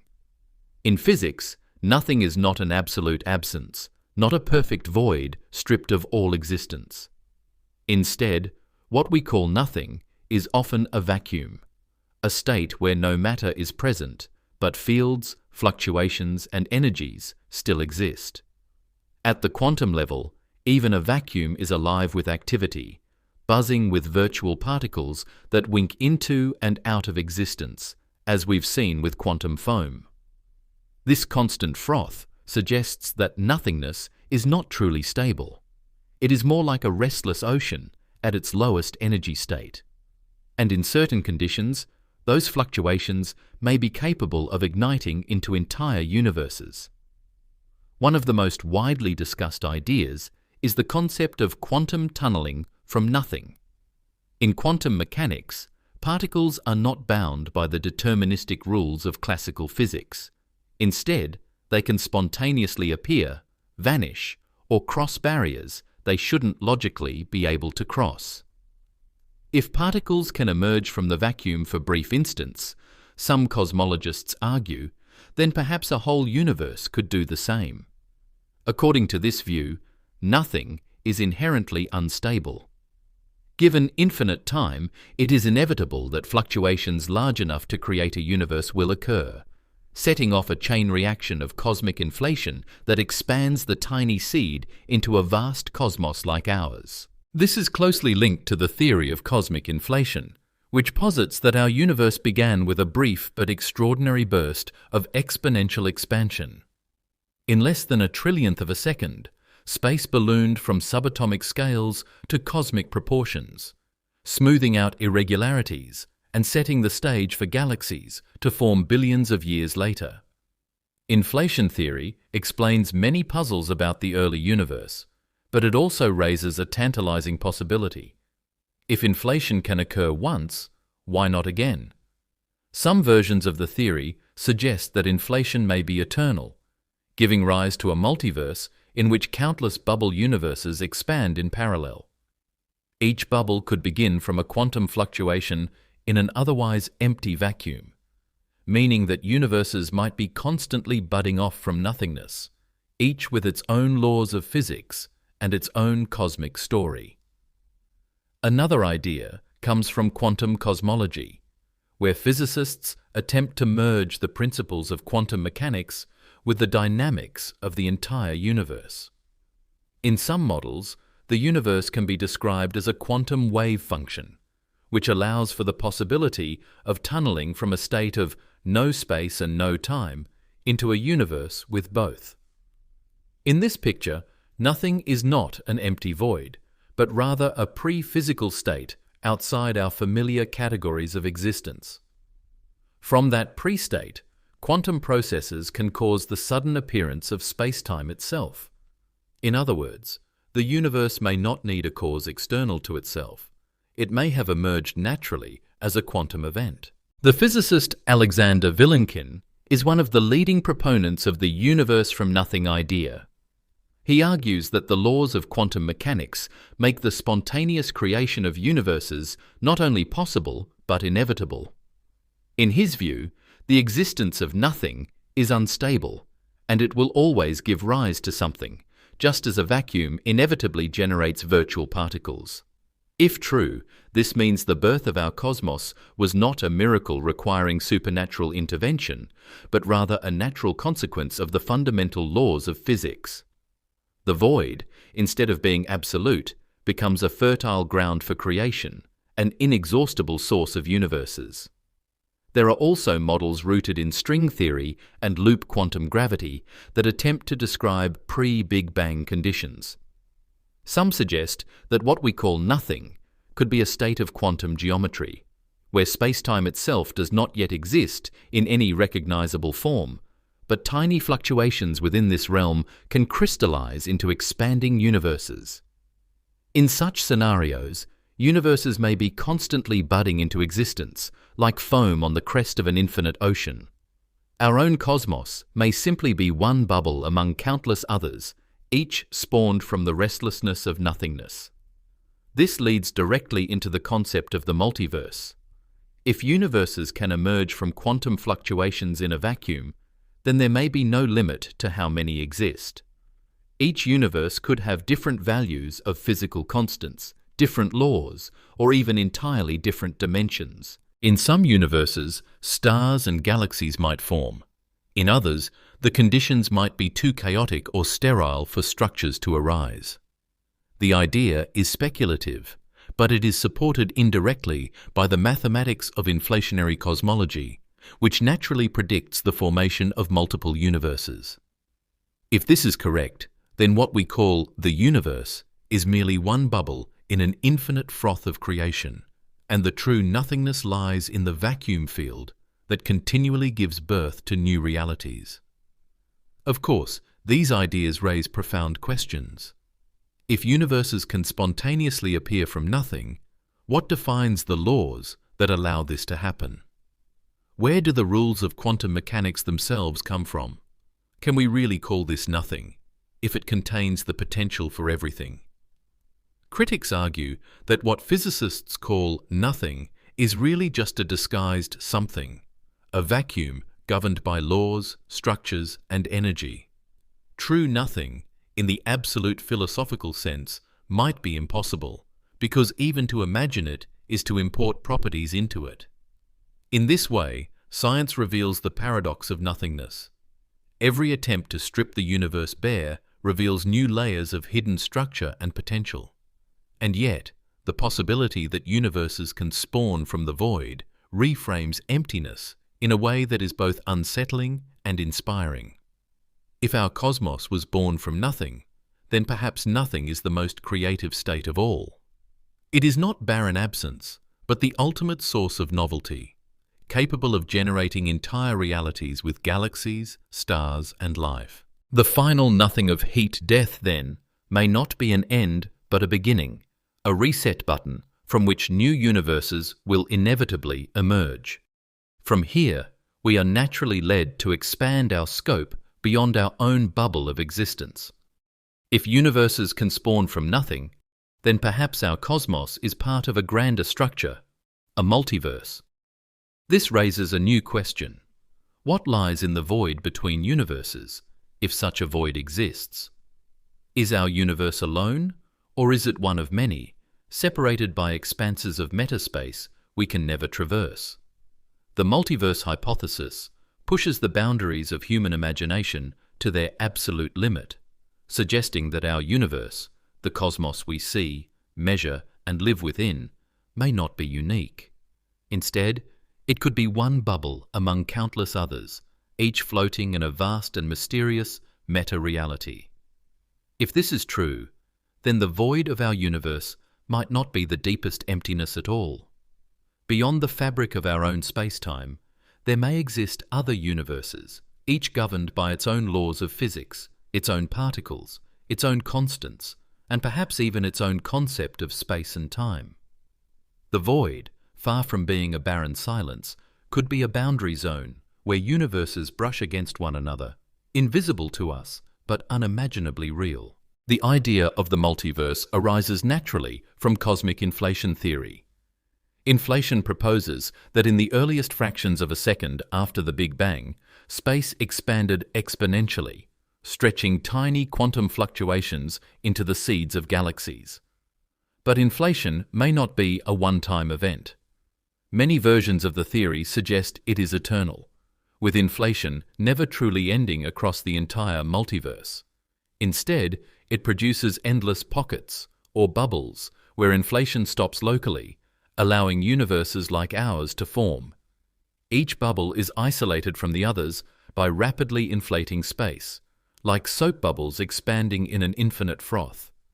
Our universe is one such bubble, its horizon bounded by light speed and expansion, while countless others grow and evolve beyond our reach.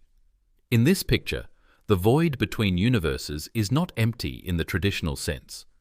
It is a hyper-expanding sea of inflating space, unreachable and unstable, preventing universes from colliding except under special circumstances. Yet, in some scenarios, bubbles can indeed meet. If two universes expand and collide, the event might leave behind scars imprinted in the fabric of space-time, subtle anisotropies in the cosmic microwave background, or strange distributions of galaxies that betray the touch of another reality.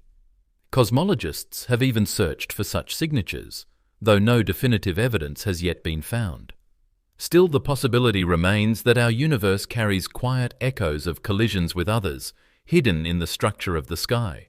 The multiverse also offers an explanation for one of the deepest mysteries in science: why the laws of physics in our universe are so finely tuned for life.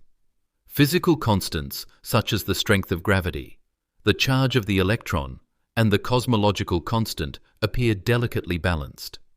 Slightly different values could have prevented galaxies, stars, or chemistry itself from existing. Why do we live in a universe with just the right conditions? One answer is anthropic reasoning within the multiverse. If countless universes exist, each with different constants, then it is no surprise that we find ourselves in one of the rare universes where conditions allow observers like us to arise. The void between universes, in this view, is not sterile but teeming with possibility, with each bubble hosting a unique version of physical reality. But what is the nature of the space between universes, if such a metaspace exists? Here, theories diverge. Some models describe the multiverse as embedded in an inflating quantum vacuum, an endless field that continually births new universes. Others imagine a higher dimensional reality, sometimes called the bulk, within which our universe is a three-dimensional brain. In such brain world scenarios, other universes might be parallel brains floating nearby, separated by higher dimensional distances we cannot perceive. The void between brains might not be empty, but filled with fields or energies that on rare occasions allow interaction. Some cosmologists have even speculated that the Big Bang itself could have been triggered by the collision of two brains, igniting our cosmos from a higher dimensional void. The multiverse raises dizzying questions about what we mean by nothing.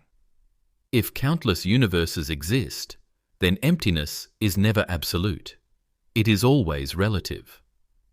The space we call void may be the interior of one bubble, while beyond lies an infinite ocean of universes, each with its own voids.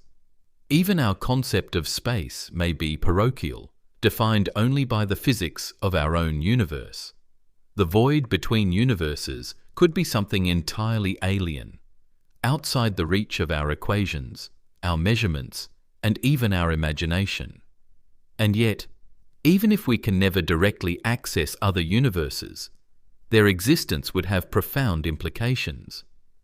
It would mean that our cosmos is not the totality of reality, but a single thread in an infinite tapestry. It would mean that nothing does not exist anywhere, because every void might be filled by some other universe, some other law of physics, some other form of existence. It would transform the question of origins. The Big Bang would no longer be the absolute beginning, but a local event within a much grander multiverse. Speculative as it is, the idea of the multiverse reshapes our relationship with nothingness. Instead of emptiness being the ultimate destination of cosmic evolution, it may simply be a frontier, a boundary between worlds. And if space between universes can exist in some higher form, then perhaps nothing is not only alive with activity, but infinitely generative, spawning realities beyond number. From the possibility of universes budding out of nothing and touching each other across an unseen meta-realm, we now descend to the opposite extreme, not the infinite fecundity of the multiverse, but the quest for the truest, most absolute nothingness we can conceive. Could we strip the universe bare of all motion, all heat, all activity? Could we cool the void to absolute zero and finally encounter pure nothing? This brings us to the next question: the nature of space at absolute zero. The concept of space at absolute zero invites us to imagine the ultimate form of stillness, the coldest state possible in the universe, a place where motion itself comes to a halt. Absolute zero, defined as 0 Kelvin or minus 273.15 degrees Celsius, is the lowest possible temperature, the theoretical point at which all thermal motion of particles ceases. In other words, it is often described as the point where nothing happens. But what would it actually mean to cool space to absolute zero? Would that reveal the truest form of nothingness, the perfect void stripped of every fluctuation, every vibration, every trace of energy? Or would even this extreme state betray the universe's refusal to ever give us pure emptiness? To explore this, we must first understand what temperature means in the context of the cosmos. Temperature is a measure of the average kinetic energy of particles. The faster they move, the hotter the system. Cooling a system means reducing the motion of its particles until, in principle, at absolute zero, all motion stops. But here lies a fundamental complication. According to quantum mechanics, particles are never completely still. Even at absolute zero, they retain a subtle form of motion called zero-point energy, the irreducible energy inherent to quantum systems. This is a consequence of the Heisenberg uncertainty principle, which states that we cannot simultaneously know both a particle's position and momentum with infinite precision. If a particle were perfectly still, with zero energy, we would know both of these values exactly, which is forbidden by the rules of quantum physics. Thus, absolute zero, while theoretically definable, is physically unattainable in practice. In the laboratory, scientists have cooled gases of atoms to within billionths of a degree above absolute zero, creating exotic states of matter such as Bose-Einstein condensates. In these states, atoms lose their individuality and behave as a single quantum entity, blurring the line between matter and wave. But even in these near-perfect experiments, zero-point energy remains, and absolute zero is never quite reached. If this is true for a handful of atoms in a laboratory, it is certainly true for the entire cosmos. There is no way to cool the universe to a state of total stillness. The void itself is always alive with fluctuations, even at its coldest. The coldest known regions in the universe are not laboratories, but cosmic voids themselves.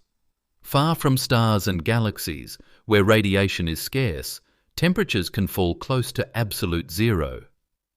Yet even these regions are not perfectly cold, because the entire universe is bathed in the cosmic microwave background, CMB. At about 2.7 Kelvin, this faint glow of relic radiation sets a natural temperature floor for space as we know it. No region of the universe can cool below this value unless it is shielded from the CMB or isolated in some extraordinary way. Interestingly, there are clouds of gas and dust in the universe that do dip slightly below the CMB's temperature, cooled further by special radiative processes. The Boomerang Nebula, for example, has been measured at just 1 Kelvin, making it the coldest known natural place in the cosmos. But even there, it is not absolute zero, only a brush with the lowest limit nature allows. Even if the universe were to expand for trillions of years, cooling as stars fade and radiation stretches, it would never truly reach zero. Instead, it would asymptotically approach it, getting colder and colder, but never actually arriving. The heat death scenario we discussed earlier is essentially this.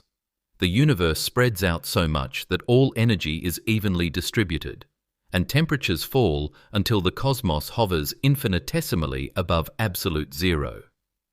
But even in that state, fluctuations persist.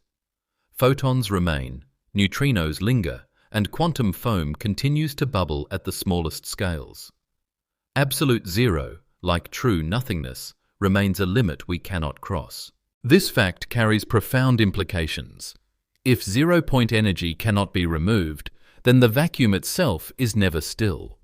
Even in the coldest conceivable universe, where stars and black holes have long vanished, space would still hum faintly with quantum activity.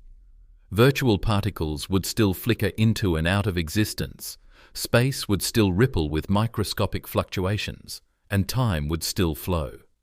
The truest nothing, a state of absolute absence, seems not only unreachable, but impossible. The rules of physics themselves forbid it. There is also a fascinating cosmological angle here. Some physicists argue that this residual zero-point energy of space is linked to dark energy, the mysterious force driving cosmic acceleration. If true, then the coldest, emptiest state of the universe is not barren at all, but instead filled with the energy of the vacuum, powerful enough to shape the destiny of everything. Far from being still, the void becomes the engine of expansion. In this sense, absolute zero nothingness may be the opposite of nothing. It may be the deepest reservoir of energy in existence. This raises philosophical as well as scientific questions. If we cannot remove zero-point energy, if space always fluctuates, and if even the coldest regions glow faintly with the relics of the Big Bang, then perhaps nothing is an illusion. Every attempt to strip reality down to emptiness reveals a hidden layer of activity. Absolute zero was once thought to represent final stillness, but quantum mechanics shows us it is instead another boundary, another line we can approach but never cross.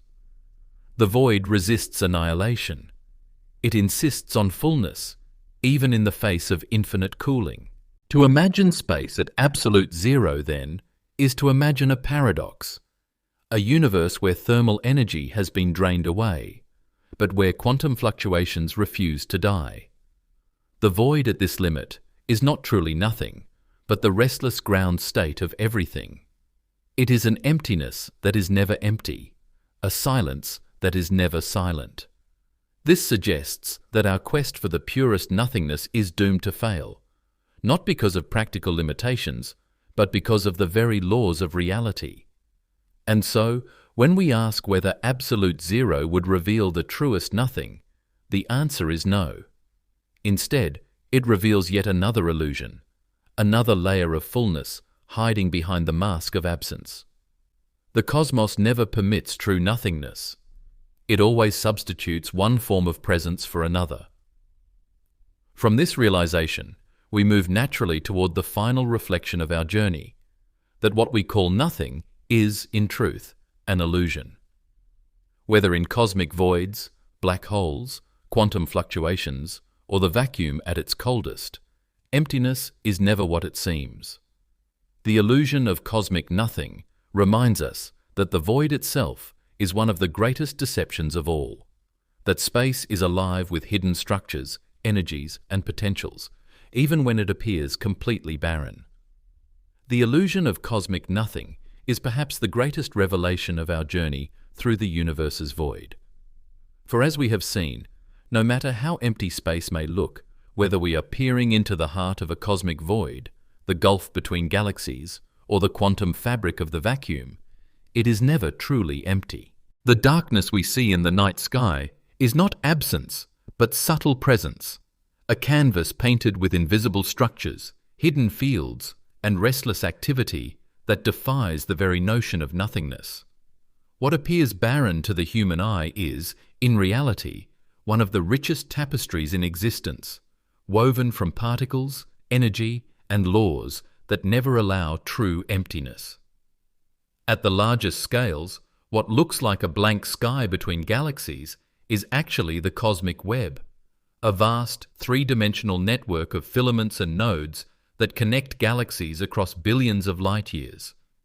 Where our eyes see only void, telescopes reveal faint traces of hydrogen gas, intergalactic medium, and dark matter filaments that pull galaxies into clusters. These invisible threads shape the distribution of the cosmos, ensuring that the so-called void is structured, patterned, and alive with gravitational influence. The Boötes void and other supervoids may look like great chasms of nothing, but they still contain gas, dark matter, and faint galaxies, all interacting within the hidden architecture of the universe. Zoom in to intergalactic space, and the illusion continues. Here, where galaxies thin out, we might imagine silence and emptiness. Yet even here, particles are scattered. Lone atoms drifting across millions of kilometers, cosmic rays streaking at near-light speed, and neutrinos streaming from ancient stars and the Big Bang itself. Trillions of these ghostly neutrinos pass through your body every second, and in the void, they drift endlessly, unimpeded and unnoticed. To call this nothing is to forget that the cosmos is never truly still, never devoid of substance. Even the vacuum of space, our best candidate for nothing, refuses to comply with the idea of emptiness. At first glance, it seems like the perfect void, stripped of atoms, stripped of radiation, stripped of matter itself. But quantum mechanics tells a different story. The vacuum is alive with virtual particles, fleeting pairs of matter and antimatter that pop into existence and annihilate within fractions of a second. These fluctuations are not just theoretical curiosities, they have measurable effects, such as the Casimir effect, where two metal plates placed in a vacuum are pushed together by the quantum activity of the void. In this sense, the vacuum is not nothing but a restless field of possibility, buzzing with energy at every instant. At the smallest scales, the illusion of nothing becomes even more dramatic. Quantum foam suggests that space-time itself, far from being smooth, is frothy and chaotic at the Planck scale. Wormholes, mini black holes, and rippling distortions may flash into existence, lasting for infinitesimal moments before dissolving again. This restless geometry undercuts the very idea of a stable void. What looks to us like empty space is, at the deepest level, a storm of activity too small for our senses, or even most of our instruments to perceive. The closer we look, the less nothingness we find. Even at the coldest possible temperatures, the illusion persists. Absolute zero was once thought to represent the final form of stillness, the perfect nothing where motion ceases. But quantum mechanics imposes zero-point energy, ensuring that even at 0 Kelvin, fluctuations remain. The Boomerang Nebula, the coldest known place in the cosmos, is only a fraction above absolute zero, yet it is still not truly empty. The void cannot be stripped of energy entirely because the very rules of physics forbid it. The coldest nothing is still something.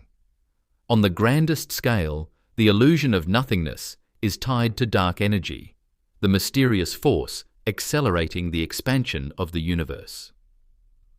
What looks like void between galaxies is not passive emptiness, but a medium infused with energy so powerful it determines the ultimate fate of the cosmos. About 70% of the universe is composed of this invisible component, which resides in the fabric of space itself. Far from being empty, the void is the dominant feature of reality, its hidden energy stronger than all the galaxies, stars, and dark matter combined. Even black holes, which seem like cosmic abysses of nothingness, add to the illusion. Their interiors are inaccessible, hidden by event horizons that allow nothing to escape. From the outside, they appear as pure voids, regions of total absence. Yet their horizons are dynamic surfaces encoding vast amounts of information, and their interiors may hold exotic forms of matter or even new universes. The ultimate cosmic nothings are, in fact, some of the most complex and energetic regions in existence. The illusion of nothing has deep philosophical implications. Human beings have long wrestled with the idea of the void, imagining it as the absence of all things. But modern science shows us that the void is never empty. Every attempt to strip away matter and energy reveals new layers of presence, fields, forces, fluctuations, geometry. Even the concept of nothing itself seems impossible within the universe we inhabit. The cosmos refuses to give us pure absence. It always substitutes one form of fullness for another. This realization reframes our relationship with the void. Instead of fearing emptiness as an abyss, we can see it as a hidden fullness, a realm rich with subtle phenomena that sustain the universe. The nothing between galaxies allows light to travel, particles to drift, and fields to extend their influence. The nothing of the vacuum generates virtual particles and perhaps even entire universes through quantum fluctuations. The nothing at the end of cosmic time is not an erasure, but a transformation into a state where the void itself becomes the dominant reality.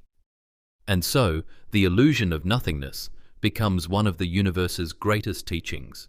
Emptiness is never empty. The void is not an absence but a presence, not a silence but a hum too faint for our senses. What we call nothing is really the stage on which everything plays out, a restless ocean of potential that shapes galaxies, stars, and life itself. In this sense, nothing is not the enemy of existence, but its foundation, the womb of creation, the backdrop of eternity. From this perspective, our journey comes full circle. We began by asking what lies in the spaces between, what it means to confront the void. We now see that the void is not a dead silence, but a living fullness, an intricate illusion that challenges our very definitions of reality. And this brings us at last to our final reflection, that in the universe, the fullness of the void is its deepest secret, reminding us that what we call nothing is, in truth, everything. The journey we have taken through the vast stretches of the cosmos has revealed a paradox at the very heart of existence. What we call nothing is never truly nothing. The void, far from being an empty abyss, is alive with hidden forces, subtle structures, and restless activity. At every scale, from the immeasurable distances between galaxies to the frothing chaos of the quantum vacuum, emptiness dissolves into fullness. The silence of the void is an illusion. Beneath its stillness lies the pulse of the universe itself. We began by asking what lies in the spaces between galaxies, stars, and planets. At first glance, the answer seemed obvious. Nothing. But as we peeled back the layers, we discovered that even the darkest voids contain hydrogen atoms, magnetic fields, and relic radiation from the Big Bang. The intergalactic medium stretches across the cosmos, delicate yet essential, linking galaxies into the cosmic web. Cosmic voids, which seem like vast abysses, still cradle wisps of gas and dark matter, subtly shaping the universe's architecture. The vacuum of space, once thought to be the final word in emptiness, instead seethes with quantum fluctuations, virtual particles, and zero-point energy. Even at absolute zero, where all thermal motion should cease, fluctuations persist, proving that nothingness is unattainable. As we journeyed deeper, black holes challenged us with their own deceptive emptiness. From the outside, their interiors are hidden forever behind event horizons, appearing to be the ultimate voids. Yet within, physics suggests extremes of density, energy, and information storage. So much so that black holes may hold the keys to understanding quantum gravity, holography, and the very nature of space-time. They are not simple abysses of nothingness, but rather some of the most active and mysterious regions in the cosmos. On the grandest scale, the void is infused with dark energy, the enigmatic force accelerating the expansion of the universe. Once again, emptiness proves to be an illusion. What appears to be nothing between galaxies is in fact the dominant feature of the universe, accounting for nearly 70% of its total energy. The universe's fate is being written not by stars or galaxies, but by the invisible energy of the vacuum itself. In this sense, the void is not passive. It is an active agent, reshaping the destiny of the cosmos with every passing moment. Even the ultimate endgame of the universe, the heat-death, reveals the same truth. Though stars will fade, galaxies will vanish beyond cosmic horizons, and matter itself may decay, the universe will not fall into absolute nothingness. It will instead approach a state where the void becomes everything, infused with faint particles, radiation, and the restless hum of quantum fields. Even in its coldest, darkest future, the cosmos resists emptiness. Perhaps most profoundly, modern cosmology suggests that the void may even be creative. Quantum fluctuations may not only generate virtual particles, but entire universes, bubbling into existence from the quantum foam. If this is true, then nothing is the ultimate womb of creation, a fertile emptiness from which entire realities can emerge. Our universe itself may be one such bubble, born from the restless sea of the void. In this vision, nothing is not the absence of being, but the source of infinite possibility. And so, the fullness of the void becomes the universe's greatest secret. What we perceive as absence is in truth presence, hidden beneath the limits of our senses. The void is not a dead expanse, but a living, dynamic field, shaping galaxies, dictating cosmic evolution, and perhaps even spawning new universes. Nothing is not the opposite of everything. It is everything's foundation. As we confront the void, we realize that it is not an abyss to be feared, but a mystery to be embraced. It is the silence that contains every sound, the darkness that hides every light, the stillness that holds every motion. To look into the void is not to gaze into nothingness, but into the most profound fullness of all. The universe's greatest illusion is that emptiness exists. Its greatest truth is that the void is alive, and through it, everything is possible. This video is for educational or entertainment purposes only, and information provided in the video may be incorrect. Like the video and subscribe to the channel for more such amazing videos.